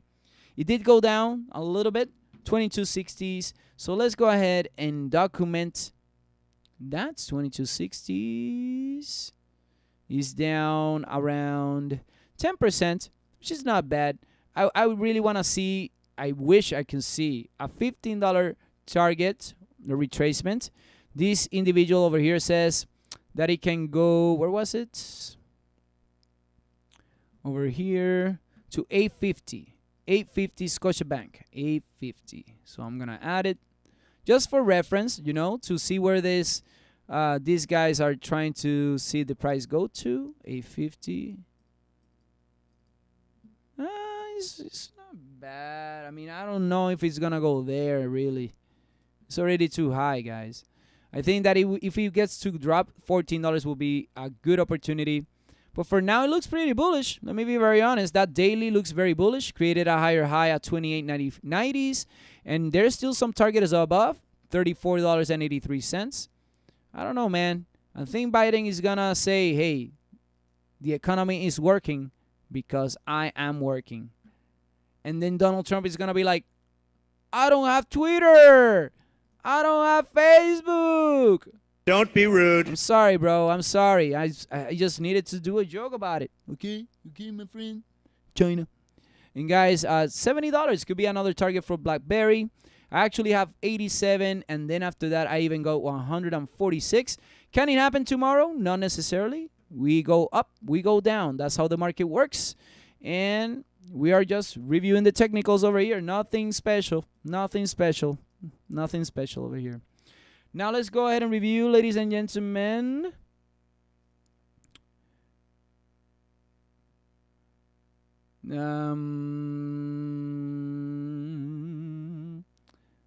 Trump has read it. Hey, Trump has read it. Maybe it's Trump, doing those Wall Street bets. Can you? Oh, Crypto Crackhead. Let's be a little bit optimistic. Maybe there's some things that are going well. And I'm gonna tell you, man, I saw Trump doing a lot of good things and saw Trump doing some other not good things. So I'm expecting the same from Biden. Do you think that you're perfect? Do you think that Chewy is perfect? Chewy makes mistakes. Chewy sometimes it gets clumsy. Everybody makes mistakes and bad decisions as well. Bad decisions happen to everybody. I think it's a lesson to take home. I don't know, my friend. Sometimes I want to see people a little bit more optimistic. There's too many bears, and the bears are getting short squeezed. Stimulus. Let's see over here, guys. Nokia. Don't forget to like, share, and subscribe. Ring the motherfucking bell. Nokia resumes trading after saying it's not aware of reason for share movement.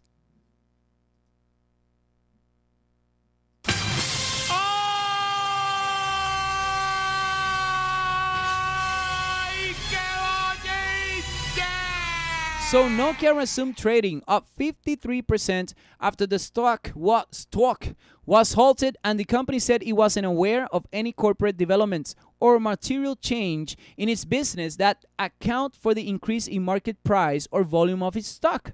Nokia shares have been gaining amid bullish mentions on Reddit's Wall Street Bets user forum. And ladies and gentlemen, let me tell you something. I don't know why they're saying this particular story. And I am sure that, yes, there's a lot of Wall Street bets, things there. Dude, we already know that. But have you even read the news about Nokia? Have you even had the time to review? Mira, check this out. Nokia pilots world's first 4G and 5G fixed wireless access network slicing with Mobily in Riyadh. Nokia stocks 3.8% after T-Mobile deals selection for cybersecurity project. Nokia Ericsson stocks rise after T-Mobile deals for 5G expansion. Nokia implementing private wireless at Port of Seattle.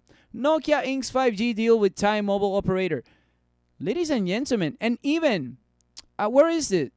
Dude, we did a review. When was it, man? Like freaking last year? Mira, let me show you this one, guys. This is insane because I don't know if you already know, and they're saying, "Oh, I don't know what's happening." It's like, come on, dude. Mira, Nokia leading 6G wireless network project for the EU. By the way, we reviewed this as well. Oh man, Nokia says 5G is 90% more energy efficient. And then where the heck is this article, guys? I gotta get to that article. Oh my goodness, it was like last year, guys. Nokia marketing chief exit. Nokia stock collaborates with Telefonica. Man, I can't even find it right now, guys. But yes, they actually are gonna be working with NASA for a lunar antenna. Oh, so there you go. Hey, NASA selects Nokia to build first ever cellular network on the moon. And guys, hey, I know that you can do anything with the information we share over here, but today I share it with somebody and they were like, "Oh, I'm saying today that I am saying that it is a call." Whoa, but why? Where did you get inspired, my friend? Where did you get inspired, huh? I'm not mad that you can share this information that you learn over here, but you know what? I am running a YouTube show and we're trying to get subscribers. We're trying to spread the message about retail investment. And Nokia, woo! Oh, you can Monster kill.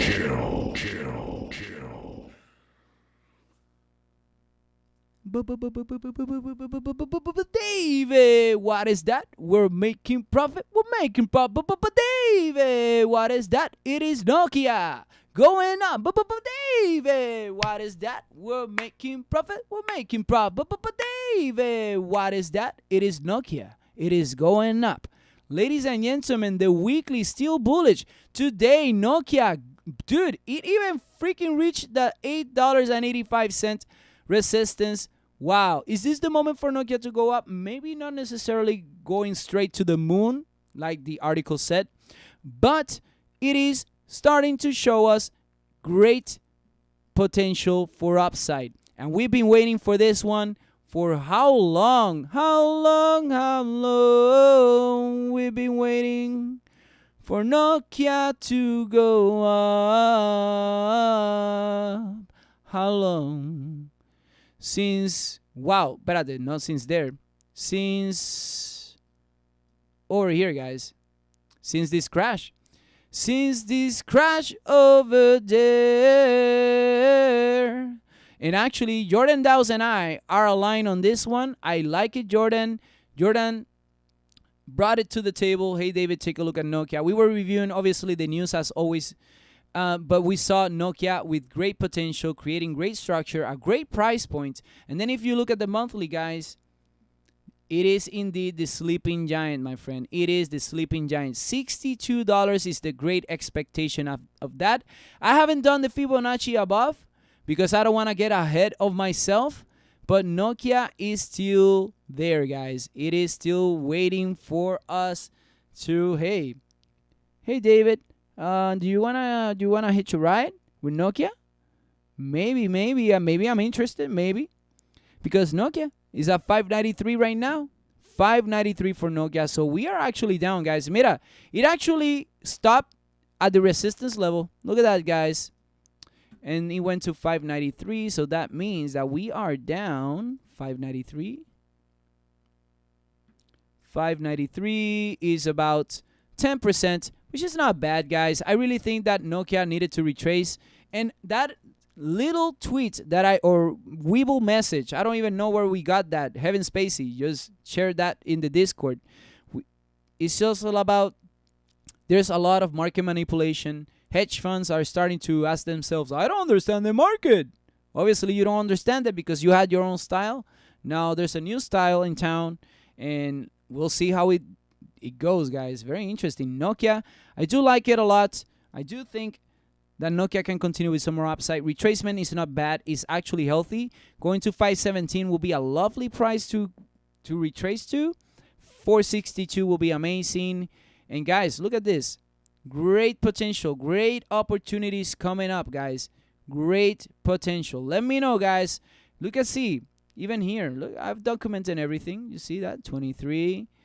Mira, I missed something. Oh, let's add it. Oh, whoa, 26. Oh, nice. 42. Oh, 46. Oh, why was that? Oh, if you look at the monthly. Oh, makes sense. But anyways, guys, Nokia, the sleeping giant, we'll see what it will do next. I'm liking it. And if we close above $8 or $9, game over, guys. Game overs. Let's move forward. From Nokia to AMD. And then I'm going to do Palantir, by the way, just to keep that in mind. And I'm going to be done with the news. I think I got Palantir, Nano Dimension. I wanted to review Gaxy. And then we can do Bio-Nanogenomics. I think I'm going to do that. Yeah, let's do this. So AMD analysts slightly raised price targets as margin softness weighs on beat. So we're going to only review this target right now for AMD, 135 from Rosenblatt. Okay, so 135. Because I do think that AMD has potential for upside, even though it has gone down, which is something that we wanted to see. I don't mind it at all. It broke the trend line, it went up, and now it created this over here. And guys, I was actually leaving this trend line over here for the potential retest, and it actually retested. It closed above the trend line, which is interesting on the 4-hour, and we got $135 from Rosenblatt. 135. Let's go ahead and do that. So as you can see, I'm still bullish on it. 135.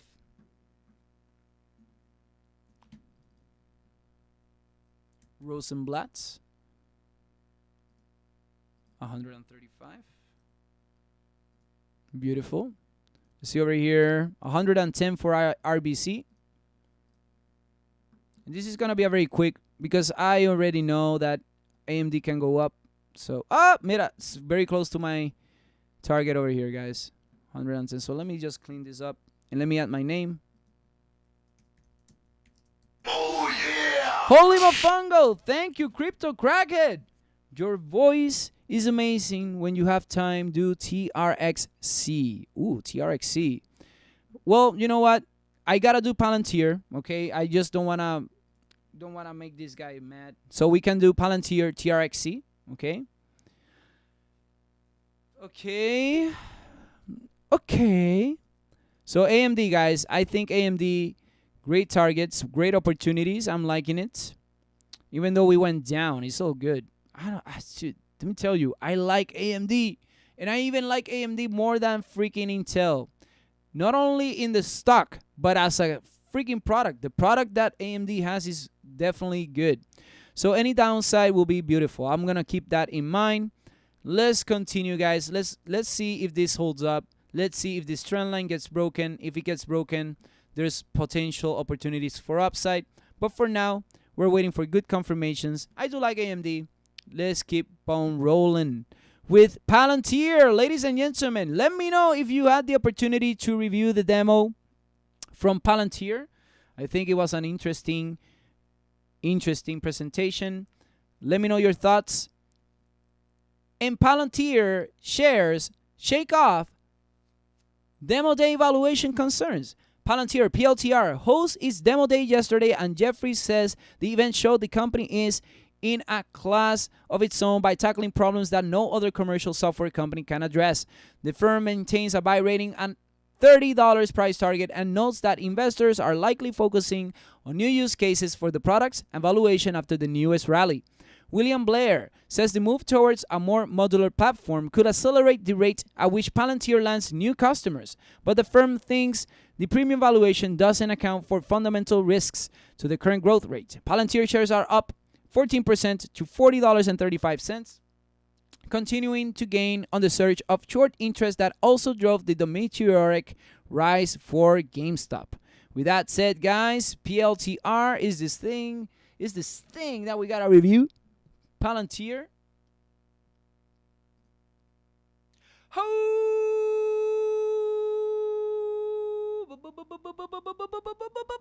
David, what is that? We're making profit. Yes, ladies and gentlemen, once again, Palantir doing great, creating higher highs, very close to the target of 45.54, but I guess 45.17 is the higher high, and we got the higher low at 37.34 of the 4-hour, but the daily 32.31, guys. Wow, insane move. I actually like Palantir a lot as a long-term investment. The weekly, still bullish. The monthly, very bullish. And I do see that $51 target. What was the target over here from this? In $30? $30? This guy, William Blair? $30, bro? This guy is nuts. $30. Why, dude? Oh my goodness. He actually went to 32 though. But hey, opportunities. Congratulations for those who were patient. Let me look at the 1 hour. Hitting the 14 EMA. What a beautiful thing. Now we're starting to create great structure, ladies and gentlemen. I'm liking the structure. We got a higher high, higher low, higher high, higher low. But David, where? Mira. Higher high, higher low, higher high. Now we're expecting a higher low, which will be awesome to see. Otherwise, we can continue with the upside. Congratulations for those who were patient and are kicking booty. Fatality. Let me see over here, guys. Nokia to the moon. Literally to the moon. Sleeping Giant. Love RHCP. Nice. This madness is such a huge sign of market top. Yes, this madness could be an interesting thing coming up. Also, Qualcomm with good articles, and it has negative 10% on the week. Man, Qualcomm. I agree this market is mad, but I love it. AMC predictions tomorrow. Oh, AMC can go back up. Let's see. Joe, David, and everyone else. Old Man Hooligan, good to see you. Fubo has 65% short. Yes, and we're already riding Fubo for the longest time, my friend. Hopefully you enter at 10, like us.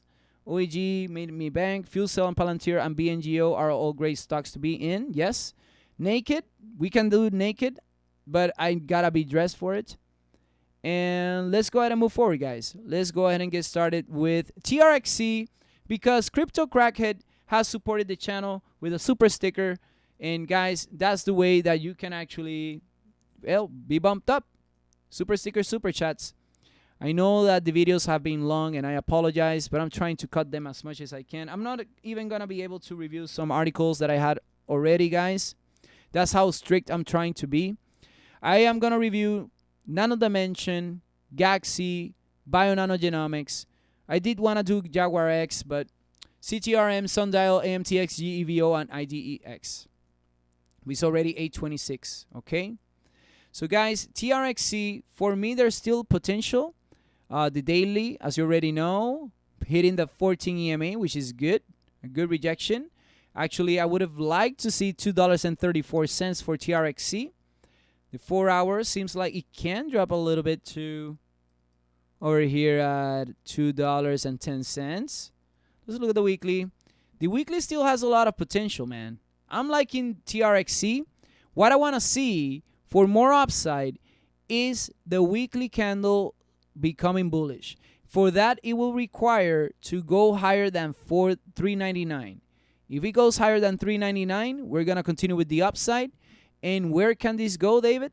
Where it can actually go to, if we break that $4, guys, mira, 288%. And there's even a long-term target, very, very long-term, which could be 2,000%. But hey, everything starts slow, steady, not doing insane moves, because we got to go up and we got to go down. That's how we do it, guys. And TRXC, great opportunity. Just got to be patient for it, for the move. Hopefully that makes sense.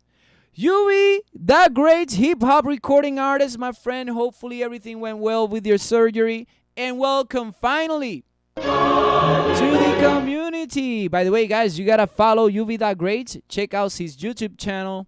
Always killing it. And ladies and gentlemen, let's go ahead and move forward. Oh, you got 20K since 60 cents on TRXC. What is your expectation, Crypto Crackhead? And Crypto Crackhead and I have been aligned in a lot of stuff. I'm going to be reviewing Nano Dimension, and he and I were aligned. And you know what? Perfect timing. Nano Dimension. I got to do a clip about this, guys, because I'm going to get a lot of haters about it. Huh? Welcome once again to the most monumental channel here on YouTube. DEIVED is my name, and today we're going to take a look at Nano Dimension, NNDM. Today, on January 27th, ladies and gentlemen. Yes, we're going to review this article. Oh, David, but you didn't do the ARK investment. Hey, man, we're trying to live in the moment and get into the news in the present because it is a gift. You already know. And we do the videos with a lot of love. A lot of love. Ladies and gentlemen, Nano Dimension stock drops despite broader 3D printing rally.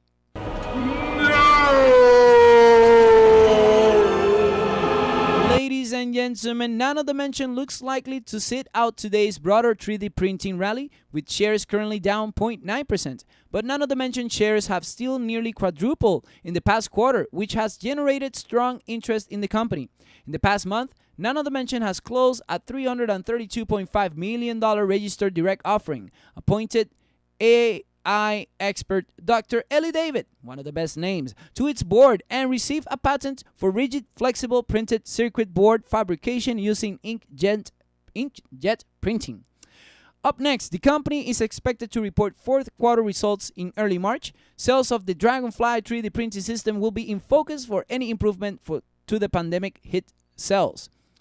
In a bullish call late last month, last month, as a contributor, Simple Investment Ideas wrote, despite the poor performance of pure play 3D printing companies like 3D Systems and Stratasys over the past half decade, the industry may finally be ready for prime time. The coronavirus has only accelerated the demand for 3D printing as the downsides of a global supply chain have been more clearly felt. None of the mention is a leading candidate for what could become a major force in 3D printing. Ladies and gentlemen, today, the main difference from other YouTubers is not only that we're going to be reviewing this article, is that we're going to do the technical analysis. And if you have any question about it, dude, if you have any comment about it, why don't you connect live and tell me live, okay, with Chewy, okay, over here. Right, Chewy, that we're ready for anything? Nano Dimension for all of you. And NDM. Woo! But David, it went down. No. Dude, do you think everything's gonna go up like a rocket and it doesn't stop? Come on. Things go up, things go down. That's how the market works. And mira, the weekly created a higher high and a higher low. The daily creating an interesting candle. This candle is usually called an inverted hammer, or in this particular case looks more like a doji, but usually if it had a little bit of more body it will be that inverted hammer. But right now it's a doji, which usually tends to mean rejection of the trend. So guys, let's look at the 4 hour real quick. 4 hour is hitting that 14 EMA. I'm liking the rejection over here, just you can see. Let's look at the 1 hour. And the 1 hour hitting that 50 EMA. A break of a trend line over here will be interesting. But David, well, the article you did is very, very old. Okay, I understand, dude. I understand. But you know what? Technicals give me another perspective. But David, you can't depend on technicals all the time. No, you can't depend on all the time. But you know what? Technicals provide us on entries over here, guys, at $2 motherfucking. Oh, David, you can't do that. Why can't I do this? So I can't know where I'm at? I can't see where I'm going? Is that bad? What the heck? Do you think, what is investing to you, dude? I don't know, guys. For me, investing means making profit. That's it. You're investing and you're making money. If you're making money, it doesn't matter the strategy you have. If you're aligned with your trading plan, you're set to kick some booty. And 1454 was the close for Nano Dimension. And at this particular time, Nano Dimension, ladies and gentlemen, is at 1442. So we're down a little bit. It's fine. And the other thing, by the way, guys, our first target that we set over here in this channel and Crypto Crackhead, you still remember this one because we were very well aligned that it was going to be our $12 target. That was the first target. Now we're looking for a rejection. And I even think that it can go to 21 still. There's still a lot of potential to the upside. But David, yes, things go up, things go down. Let me know in the chat room. Let me know in the comment section. Do you still think that Nano Dimension will go to 17? Will it go to 21? Will it go to 25? Or will it go even further than that? Maybe to a Nano Dimension?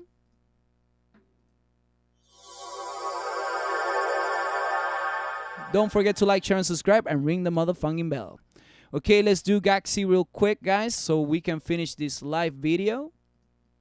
Gaxy, and I'll do BNGO, and then I'll review everybody else's, and then I'll see if I have time for GAGX, because I want GAGX. Jags.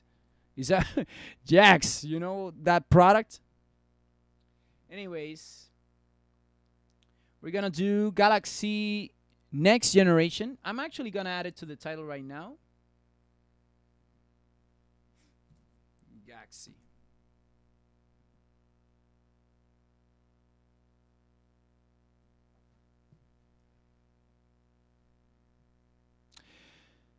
See over here, guys.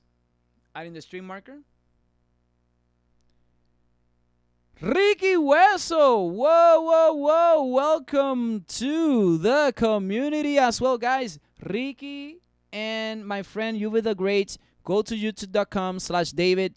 Click on the community tab and you will find the key to the kingdom. Galaxy Next Generation names new operations chief.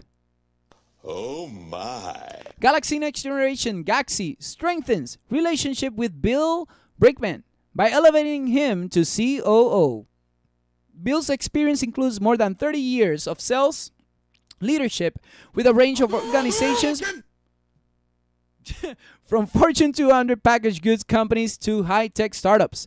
Megan McGahey, Galaxy's CFO, commented, in just a few short weeks since bringing Bill on as a consultant with Gaxy, we were so impressed with the value he is adding that we decided to bring him on full-time in an executive role. We expect Bill to increase our visibility with the reseller market, which will lead to increased revenue. The indirect reseller channel is how the majority of sales are made into the K-12 education market. With that said, guys, GA, XY, GA, XY Galaxy Generation. Uy, espérate. Let's go to the present. But David, is this a penny stock? Yes, it is a penny stock. But David, where can you invest in it? In Fidelity. But David, is it 2 cents? Yes, it's 2 cents. When we have risky investments, high risk, high reward, you always use disposable income. Otherwise, your nerves are gonna get the best of you. I'm telling you all. I don't know how I kept my hair. Maybe it's because I have a good trading plan, right, Randy? Oh yeah. And as you can see, guys, Gaxy can actually go up 918%. There's interesting opportunities here, guys. Maybe heading to 25 cents. Interesting indeed. I definitely want to keep an eye on this, guys. Gaxy, I know you have been going up. I know you have been going down. Let's look at the 4-hour. Let's go to the present. So, this article came out on 9:38 a.m. So 9:38 a.m. Here we go. Interesting. So he actually made a push higher. And I want to see, actually made a good push over here. And then on the 27 over here, he went down. So he went down and created a support level. Holy mafunga, crypto crackhead says Nano Dimension minimum $60 and of year. Man, thank you for that beautiful super sticker, and I mean super chat. Ricky Hueso, thank you very, very much. Ricky Hueso. De nada, primo. De verdad, Ricky Hueso, agradezco mucho su aportación. Thank you very much for the support, guys. I'm telling you all that this support that you're blessing the channel with is gonna go towards this channel. Like, I really want to make this channel blow up like Mr. Boost style, you know? But ladies and gentlemen, I really appreciate it. Great opportunities over here for Gaxy. Let me know what you think, guys, in the chat room or in the comment section about Gaxy. And then let me do Bionanogenomics. Let's do Bionanogenomics. I do have Johnson & Johnson and Moderna and JAGX, but I'm just going to finish off this news over here, guys, because I don't have a lot of time.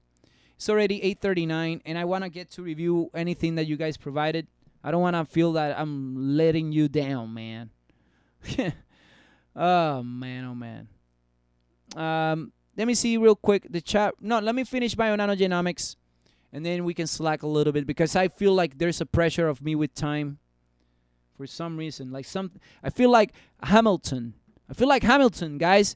Always writing like there wasn't enough time. Bionano presents data for Sapphire as a first-line test in genetic disease and cancer. At the Festival of Genomics and Biodata, Dr. Alka Chaubey, chief medical officer of Bionanogenomics, has presented evidence supporting the use of optical genome mapping, with Sapphire as the first-line test in genetic disease and cancer.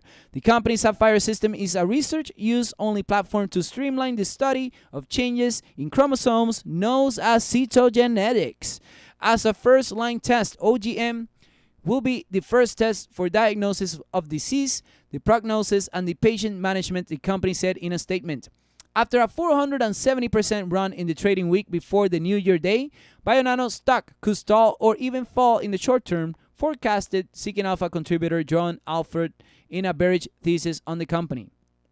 But in this particular case, we're going to review BNGO for all of you. Bionanogenomics. Woo! Yeah, guys. We created higher highs at 1380s. We created higher lows at 946 for the weekly. Papo, I'm liking this. I don't mind this at all. I don't really mind this at all. 1104 currently. The 4 hour. Great rejection.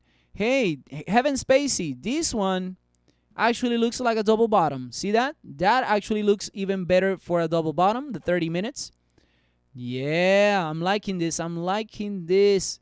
This can actually break the trend line. After we break the trend line, we can go to the upside to 1380s. And after 1380s, I have some targets at 16, 18, 22, 25, which I got from the Fibonacci. If we get some confirmation for this, let me go ahead and review the Fibonacci. But David, your videos are so long. Well, dude, you know, there's so many companies out there. And some people have been asking about the same companies all the time. Let me go ahead and adjust this Fibonacci. I'm moving these levels now. I'm feeling a little bit more comfortable with those levels. So I'm going to go ahead and review. Be agile about it. It's nothing wrong about moving lines, guys. Do you think that everything's going to be perfect? Nope. Nothing is going to be perfect. And 1106, waiting for a trend line break will be ideal. Something to keep in mind. I'm liking this. Bionanogenomics. If it gets to drop, I will appreciate it. I don't even see a target from this guy. So right now I'm bullish on it. And guys, I'm gonna leave it there. I don't want to do JAGX, Moderna, and Johnson & Johnson. I want to get to your favorite symbols. So that deserves that. I still have it there, just in case. Nokia prediction. I think Nokia is going to go up. That's it. What can I say? We already reviewed it. I mean, I'm going to do the timestamps, but Nokia for me is a long-term investment. I already reviewed it, my friend. I think Wall Street bets on Reddit is either Trump or Elon Musk or someone that has to do something with Trump. You know, Trump's son is Q. Oh, man. I don't want to start this thing with that, my friend. This is very nice, Crypto Crackhead. Yeah, thank you, Crypto Crackhead. Crazy, we share the same thoughts. TRXC, short-term, 11 long-term, retire. TRXC, short-term, 11 long-term, retire. Please let me know your thoughts on Nokia. Aditya, you got to be patient with me. If you're not patient with me, I'm sorry. I need to review all of... I'm actually leaving 3 articles out. Think about it. And since you're new, and we already reviewed it. Nokia, once again, long-term investment. Where can it go? Long-term, long-term. If we break the trend line, guys, where is it going? I'm just going to show you the chart. Okay? 62, 42, 11. Let's see, can I have anyone experience at Investing Socials to talk? VNO deal, I like stock up with Larry Jones and Chris Sane, also financial education. Thanks. Can I find this on YouTube? Yes, you can. VNO deal, stick with David too. He's unique and covers details well. Dude, we're the most monumental channel. You gotta say that. Hey, David, NNDM has to go to hyperdimension. Nano is too small. Nokia can only go up. It is hella cheap right now. Yes, they are all on YouTube and present videos most every weekday and more, like David here. I put you a super chat if that happens, my friend. Dude, $60 at the end of the year. So NNDM, right? You already got it, dude. You already got that over here. See, I got you, bro. I got you. $60 makes sense. Let me see. Do you feel the market bull run will continue or is factory correct? I feel some definite uncertainty. I think the market will need to retrace a little bit, but it's not over. The uptrend is not over. We need a pullback. That's it. And when we say the market, there's so many things that we can say about the market. What sector is it? Is it technology? I don't think Apple will go down. I don't think Apple is going to go to... If it goes to 70, I'm buying Apple. A lot of Apple. Penny stocks are Gaxy, S4, SGNC, AITX, MNT, all doing great. Nicely done. I see $40 plus for BNGO. Oh, and also 90 for Palantir. Yes. BNGO, I like it. $40. I actually got 27 as a target. Oh, mira, and Doc had the over here. And let me see. And Tom. There you go, Tom. You are in the board. David also Qualcomm with good articles and it has been negative 10% of the week. We can take a look at Qualcomm, but let me go ahead and start with CTRM. Let me check the list that I had over here, guys. So I have, Sundial, CTRM. Okay, we're good. I think we're good. Let me go ahead and get started with CTRM. Start with that. Castor Maritime. Woo! Espérate, David. What is that? We're making profit. David, what is that? We're making profit. David, what is that? Oh my goodness. Joe 337. Thank you, my friend, for that super sticker. Hey Joe, are you in CTRM? Man, oh man, CTRM. If none of the mention closes at $60 end of year. Oh yeah! Thank you, Joe, for that beautiful Hadouken, my friend. Hadouken! If none of the mention closes at 60 end of year, I'll give you 10 none of the mentions. That would be awesome, dude. So CTRM, definitely something to keep an eye on, guys. Oh, and by the way, the important thing, guys, to keep in mind is that the monthly candle will close on Friday. If the candle closes bullish engulfing, it's going to continue. And, by the way, next week is non-farm payrolls. That is going to be very important as well. Thank you, Patrick, for reminding me about that. And CTRM. I'm not a Walter Mercado of the stock market, but hey, I may someday come with a cape. Guys, Castor Maritime is at 67 cents. So we're actually higher for the day. Look at that, 67 cents. Shout out to Hey It's Amir, 67.9. Look at that, 67.9. That's 27%. Not for today, after hours. For today, 94%.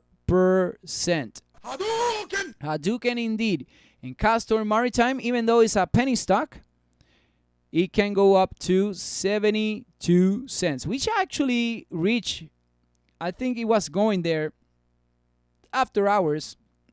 And then on the monthly, I can even see a hit of $1. If we get to go to $1, that's going to be an interesting point, because then after that, I got $2.58, $4, and then even a target over here at $19. Something that I've been keeping my eye on.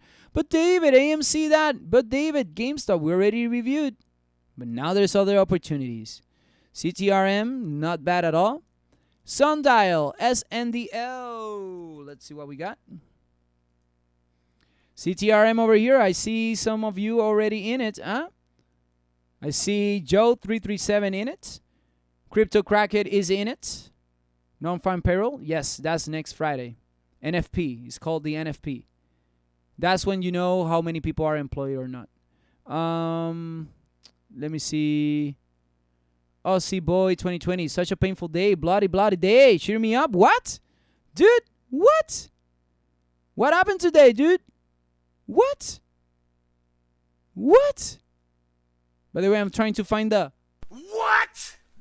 Man, oh man. Dude, we gotta take a look at what happened. But Sundial... hitting the trend line, guys. Right on point. Look at that. Trend line being hit. 1, 2, and 3.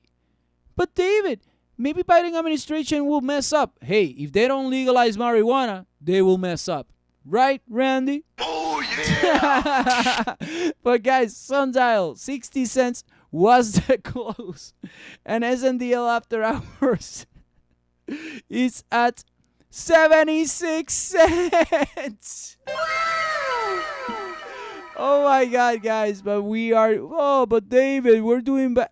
Hey, man, everything has two sides of the coin. Some people like vanilla, some people like chocolate, some people like to make money, and some people like to just enjoy life. And you know what? Everything is fine. Everything is well. Everything is good. And you know what? We got to move forward with whatever we got. It doesn't matter who the leader is. We got to keep on going forward with what makes sense to us. Sundial kind of makes sense. A little bit, getting a little bit stronger. I just want to see it a little bit better, above $1. Sundial, give me some life. Give me some better candles. Why don't you go ahead and do a Shoryuken tomorrow? Why don't you go ahead and do a Shoryuken until Friday? An endless for us to continue to the upside. I would love to see that. I will definitely love to see that. From Sundial, SNDL, let me do AMTX. AMATES, which actually AMTX alongside of, I think is very similar to GEVO, but AMTX a little bit younger, $7.86. I say younger. I say younger, but it's not, I mean, it's just this 2014, guys, okay? But as you can see, $7.86, creating higher highs on the weekly. The daily today created a very good rejection, and I wouldn't mind seeing AMTX go down to $5.28. There's great potential. It can even go to $6.63. I will appreciate if that happens. If it doesn't happen, I'm fine with my current positions. Just waiting, maybe possible break of a trend line can provide us a little bit of more guidance, and if we get that, it can definitely go to the upside. I'm actually enjoying this. There's great opportunity here, guys. Look at this. It can go back up to $10.99 or $11. After that, I even see $13 and $17. I even have some more targets above, but for now, I want to concentrate on the lower time frame, even 21, guys. Okay. Because sometimes we have high targets, which are good for swing investment. I actually see 13, I see 21. But I want to see from AMTX the same thing that we ask from everything else. Some upside, maybe a little bit of retracement, and then after that, continuation. Everything like that makes sense to me. Patience is the name of the game. Let's keep on moving forward, guys. With GEVO, talking about AMTX, GEVO, there you go. GEVO is the next one to review. By the way, these are members' requests that I got from a list on our Discord, which I like that opportunity because that way I can be a little bit more organized. And then when I'm done with Qualcomm, I can go ahead and ask for anything else. If it's already 8:53, so maybe we want to finish at 9. Okay, so GEVO for me, another great candle, still on the trend line, rejecting 1170.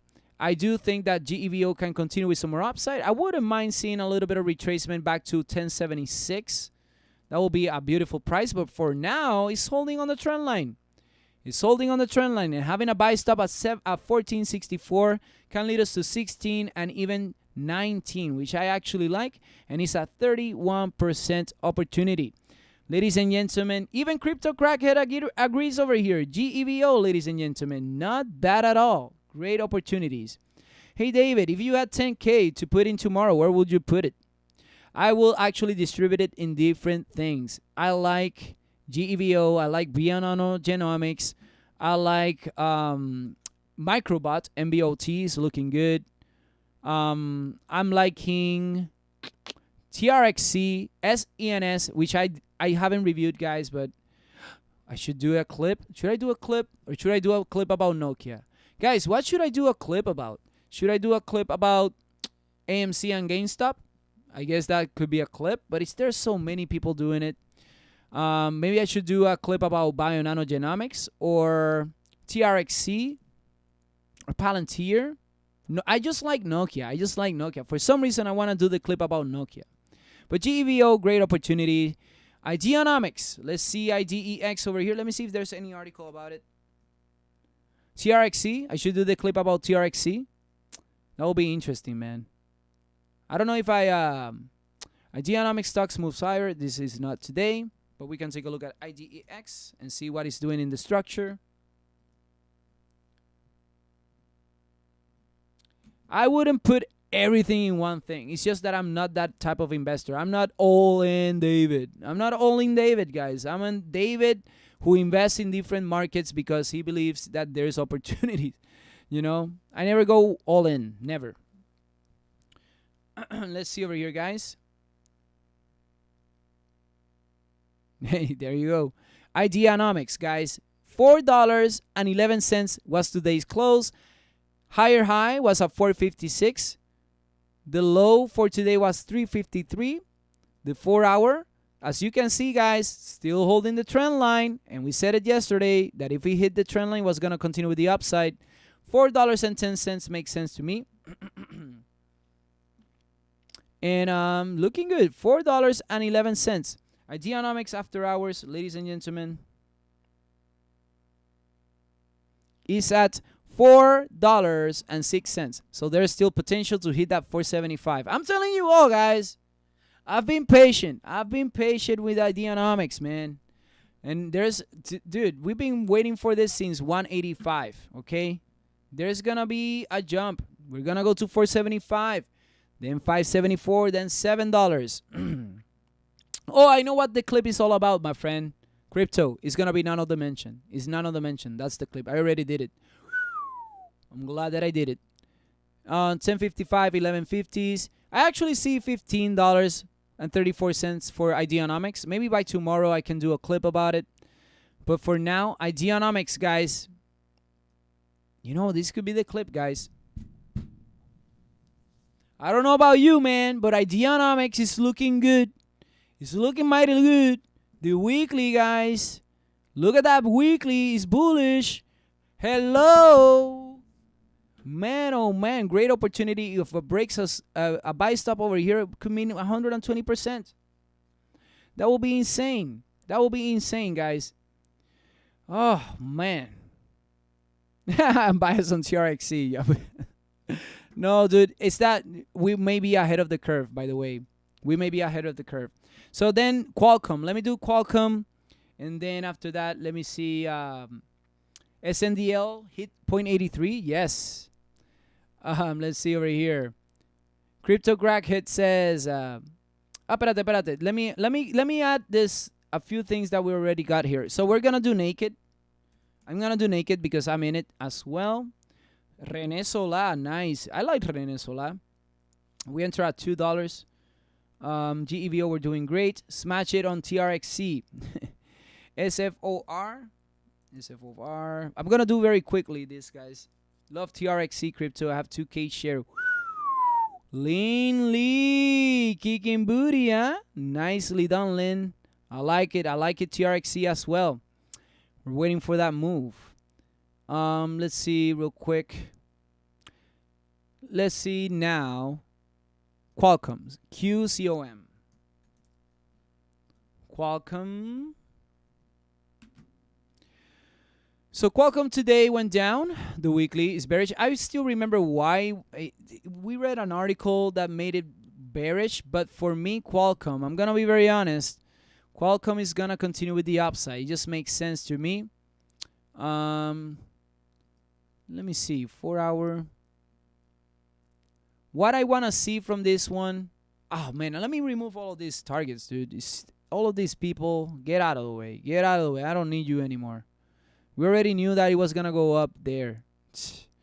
It's that Rosenblatt and Morgan Stanley are saying, oh, it's going there. Dude, man. So I think it can go to even 139. Creating a support level will be nice. The daily. Actually, even here, my friend. Look at that. 150. Will be good to see. Maybe even 130s. something good to see. I want to see 150s. I want to see 130s or even 122s as different targets for potential entries, or even here, or even 139. Much better. And Qualcomm, for me, is a long-term investment. I'm going to be very honest.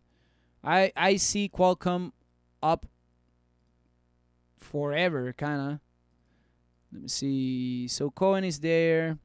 I'm going to add my Fibonacci levels, where it can go. Great potential, $220 over there. Very nice, very nice. Hopefully that's helpful, Danny. 190s, 209 or 220s could be targets. So let's wait for, you already know, a break of a trend line. Maybe when it happens, that will be the opportunity. Right now, we're just going to be waiting. Patience is the name of the game. Okay. Let me see.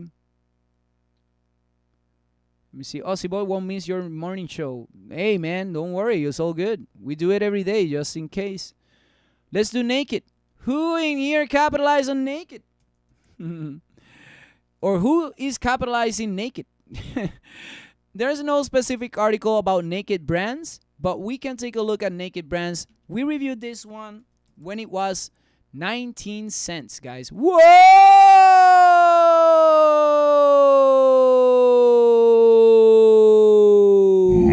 Monster kill. $1.37, ladies and gentlemen. Holy mofongo. Let me look at the oh my goodness, the after hours. NAKD.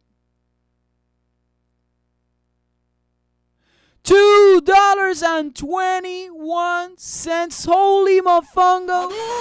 Salsa is what we're doing over here. Oh my goodness, guys. This is insane. I am loving the move. Ooh, yeah. Since 19 cents, ladies and gentlemen, that move. Oh my goodness, look at this. But David, you never talk about, dude, naked. $2.21 over here, guys. That's 1,069%. Shui, compórtate. I know. I already know you, bro. Te voy a dar un chancletazo. So, si sigues así, te voy a dar un chancletazo. And then, guys, I see some potential over here at $4. Maybe 260s, 217. Oh, man, this is looking delicious and nutritious. And it's, oh, man, naked. Are we going to run naked, Chewy? Oh, right, Chewy, you're already naked. Ladies and gentlemen, 217 is my target. We already broke it. So if we get to close, okay, if we get to close the weekly, no, the daily, if it gets to close above $2.20, we can definitely continue with some more upside. I got some targets at 261, $4.03, as you already have seen, as I already displayed. And then after that, there's more potential, but let's keep it short term for now. It even has a gap that it can close at 12.23. Very interesting. I even have some targets at 32 and 61. Definitely something to keep an eye on. Naked brands, ladies and gentlemen, making the move, making us proud, and we are blessed. We are blessed, ladies and gentlemen. The universe is speaking to us con mucho, mucho amor, like we do these videos. And then SOL, Rene Sola, for my friend Ozzy. Ozzy, hopefully you're doing great, my friend. Okay, let me see over here, guys. So Rene Sola, 2359. Rene Sola, 2359. The daily, 2357. The weekly. I want to see this over here at 1476. The daily, man, it can definitely go to $24 is good. It went a little bit lower, like 2190s. It can even go up to 1510. But I wouldn't be discouraged with this one, my friend, because Rene Sola for me is a long-term investment as well. They're basically getting started in some things, so I'm very patient about it. I like where it's at. I think if it gets to go lower, it will be a blessing. I'm going to be very honest. Renesola, we cut it at $2. That's why we're not that worried with the downside. So that's why I highly suggest subscribing to the channel and liking the video and ringing the bell so you get notified every time we're online. Renesola, for me, when it breaks the trend line, we will have better potentials or better perspective of where price can go. We don't only do lines over here, guys. SFOR over here. Strike Force Technology is an OTC. It's at 5 cents, 5 to 6 cents. We already said over here that if it breaks the resistance of 6 cents, around 6 to 7 cents, it can go up 281%. I got some targets above than that, like $5, but it's something that I want to keep an eye on. Definitely SFOR could be a great opportunity. Keep an eye on that. Let me see, adding some trend lines over here and adding another resistance level over here. And let's see. Okay, guys, I think I caught up with everything. Then they did the offering. TRX had such a bad time now. They have coverage plus daily chart looks good. Yes, TRX is good. Reuters.com. Let me see. I saw, oh man, I don't know. I saw Nano Dimension for TRXC. Man, that's not bad. Jumia, please. But let me go ahead and take a look at this article. Danny, let's review the article. Danny, let me get over here. Studio. We gotta get to the list. By the way, we got 39 viewers, 66 likes. We got 2 new members. Holy mofongo, that is amazing. Thank you all for being here. Let me see real quick. Guys, we're breaking records over here all over the place. But David, there's so many YouTubers out there. Yes, but none other like this one. This community is the most unique community, man. Let me see over here. Danny, I'm gonna skip. Man, Danny, let me check over here. So Qualcomm to supply General Motors with cockpit chips for next generation vehicles. Ooh, interesting. Let me see real quick. Qualcomm to supply General Motors with cockpit chips for next generation vehicles. That's actually very, very... didn't we review this one, Danny, already? I think we kind of did. But this is interesting. San Diego company has long been known for making modem chips that connected Apple Inc.'s iPhones and many vehicles to cellular data networks. In recent years, Qualcomm has moved into automotive chips. Qualcomm and GM said in statements the automaker will use Qualcomm's cockpit chips, which can run automotive-grade operating system for functions such as the vehicle speedometer and also the in-dashboard infotainment. The company also said GM will start integrating Qualcomm's automated driver assistance system chips for features such as adaptive cruise control and lane change assistance. Qualcomm has rolled out multiple tiers of chips with different features and pricing, positioning itself GM's single provider for budget and luxury vehicles. We look at this partnership as a very important foundation for what we would like to repeat really across various parts of the industry. Very nice, guys. I think Qualcomm has a lot of potential, especially with that article with General Motors. Man, oh man, great potential for upside. Not bad, not bad. So let's keep an eye on that. Let's do over here Jumia. Let me add it to the list. And this is the last thing, guys. Nothing else. Nothing else. That's it. This is the video. It's already 9 o'clock. I think we did as much as we could. If you want, guys, I'm still waiting for Stranded in PR to become a member. Stranded in PR, I got you, but you gotta become a member. If David was publicly traded, I will be a buyer. That's absolutely awesome, dude. I'm gonna take a screenshot of that. And by the way, follow me on Instagram, DEIVED. That's amazing. I love the comments. Oh man. Oh, David, what's your Bitcoin address? I send you Bitcoin. Better than YouTube taking your money. Hey, crypto crackhead. I can definitely do that. You can you contact me on the Discord and I'll get that to you. If you wanted to do it with Bitcoin, I can definitely get you that Bitcoin address. Oh, espérate. David was pretty. Ah, guys, you are awesome. Your comments are amazing, guys. Thank you. David, what's your Bitcoin address? He will be with Bubblegum. I will be with Bubblegum, and I'm gonna pop pretty soon. Right, Randy? Oh, yeah! This song is coming out pretty soon. But yeah, Crypto Crackhead, just contact me on the Discord.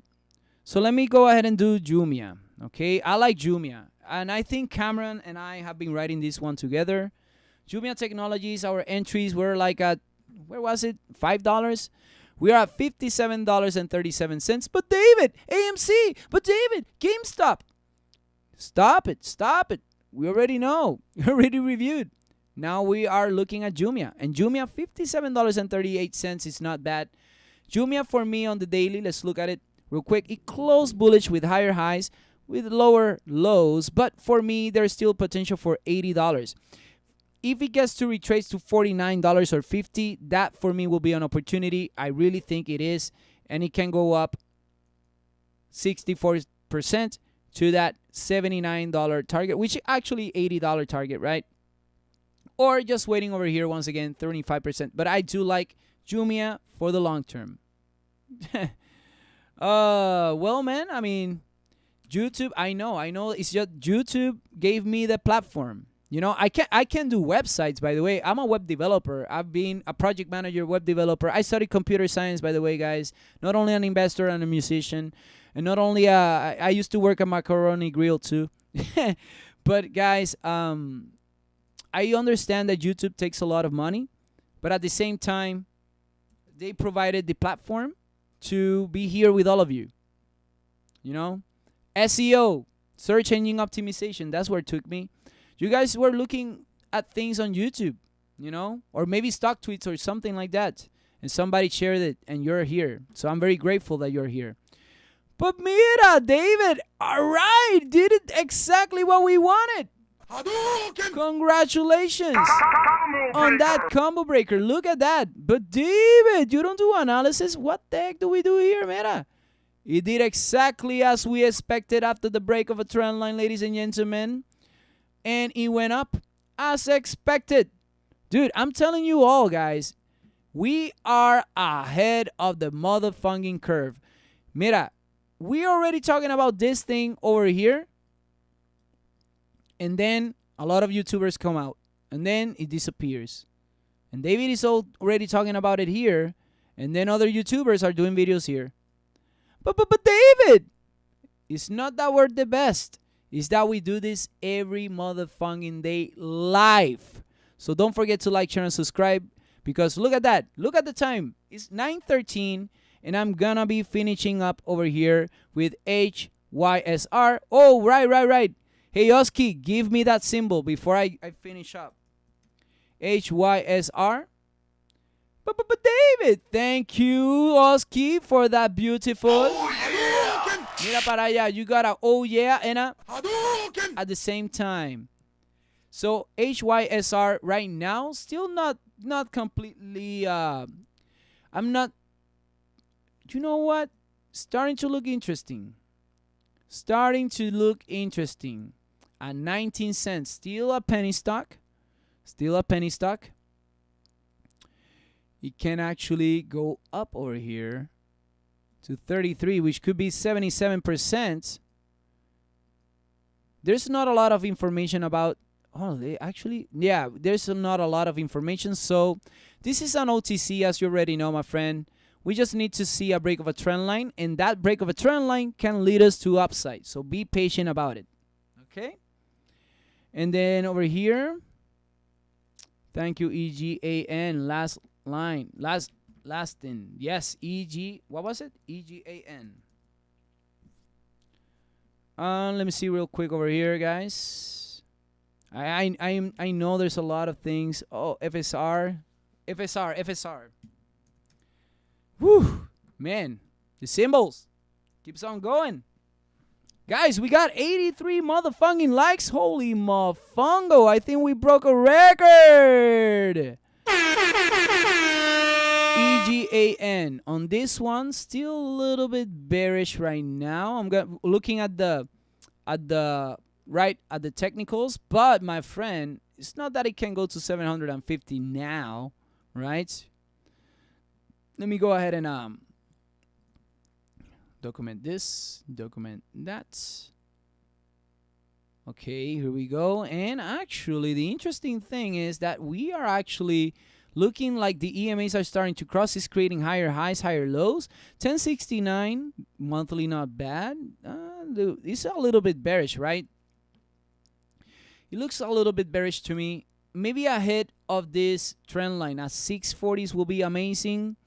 But what I'll do for you for now is adding a trend line. This trend line will indicate a lot for me. When we break it, we can go to the upside and maybe a buy stop over here at $12.79 or even $20 will be an ideal price to go. Hopefully that makes sense. FSR for my friend Patrick Sareta, the Master Yoda. Fisker, ooh, Fisker, right, Fisker. Patrick, Fisker, FSR, once again, waking up. Wake me up before you go. FSR is getting ready, yo. Actually, guys, it looks like it can go to 48%, which is $23.71. Citibank has a target of $26. And for me, the next target will be $33.81. Oh, my goodness. Let's see over here. I still can't find a way to upgrade to Kicking Booty. Danny, just cancel your membership and get into it. Already, Patrick Sareta and Lin Lee had to do it. They canceled. They didn't get charged 2 times. You just cancel your account and move forward. Fuck YouTube. I prefer it all goes to you, my friend. Thank you. We beat record. Thumbs up. Yeah, man. 88 freaking likes, guys. That's the freaking... Let me just do this. We beat the record. Thumbs up. 38. Espérate. Let me do that again. Let me see once again. We beat record. Thumbs up. Look at that, guys. 88 likes. Holy mofongo, guys. Thank you very much for that record breaking. Oh, thumbs up. Beautiful. BAT. Bat.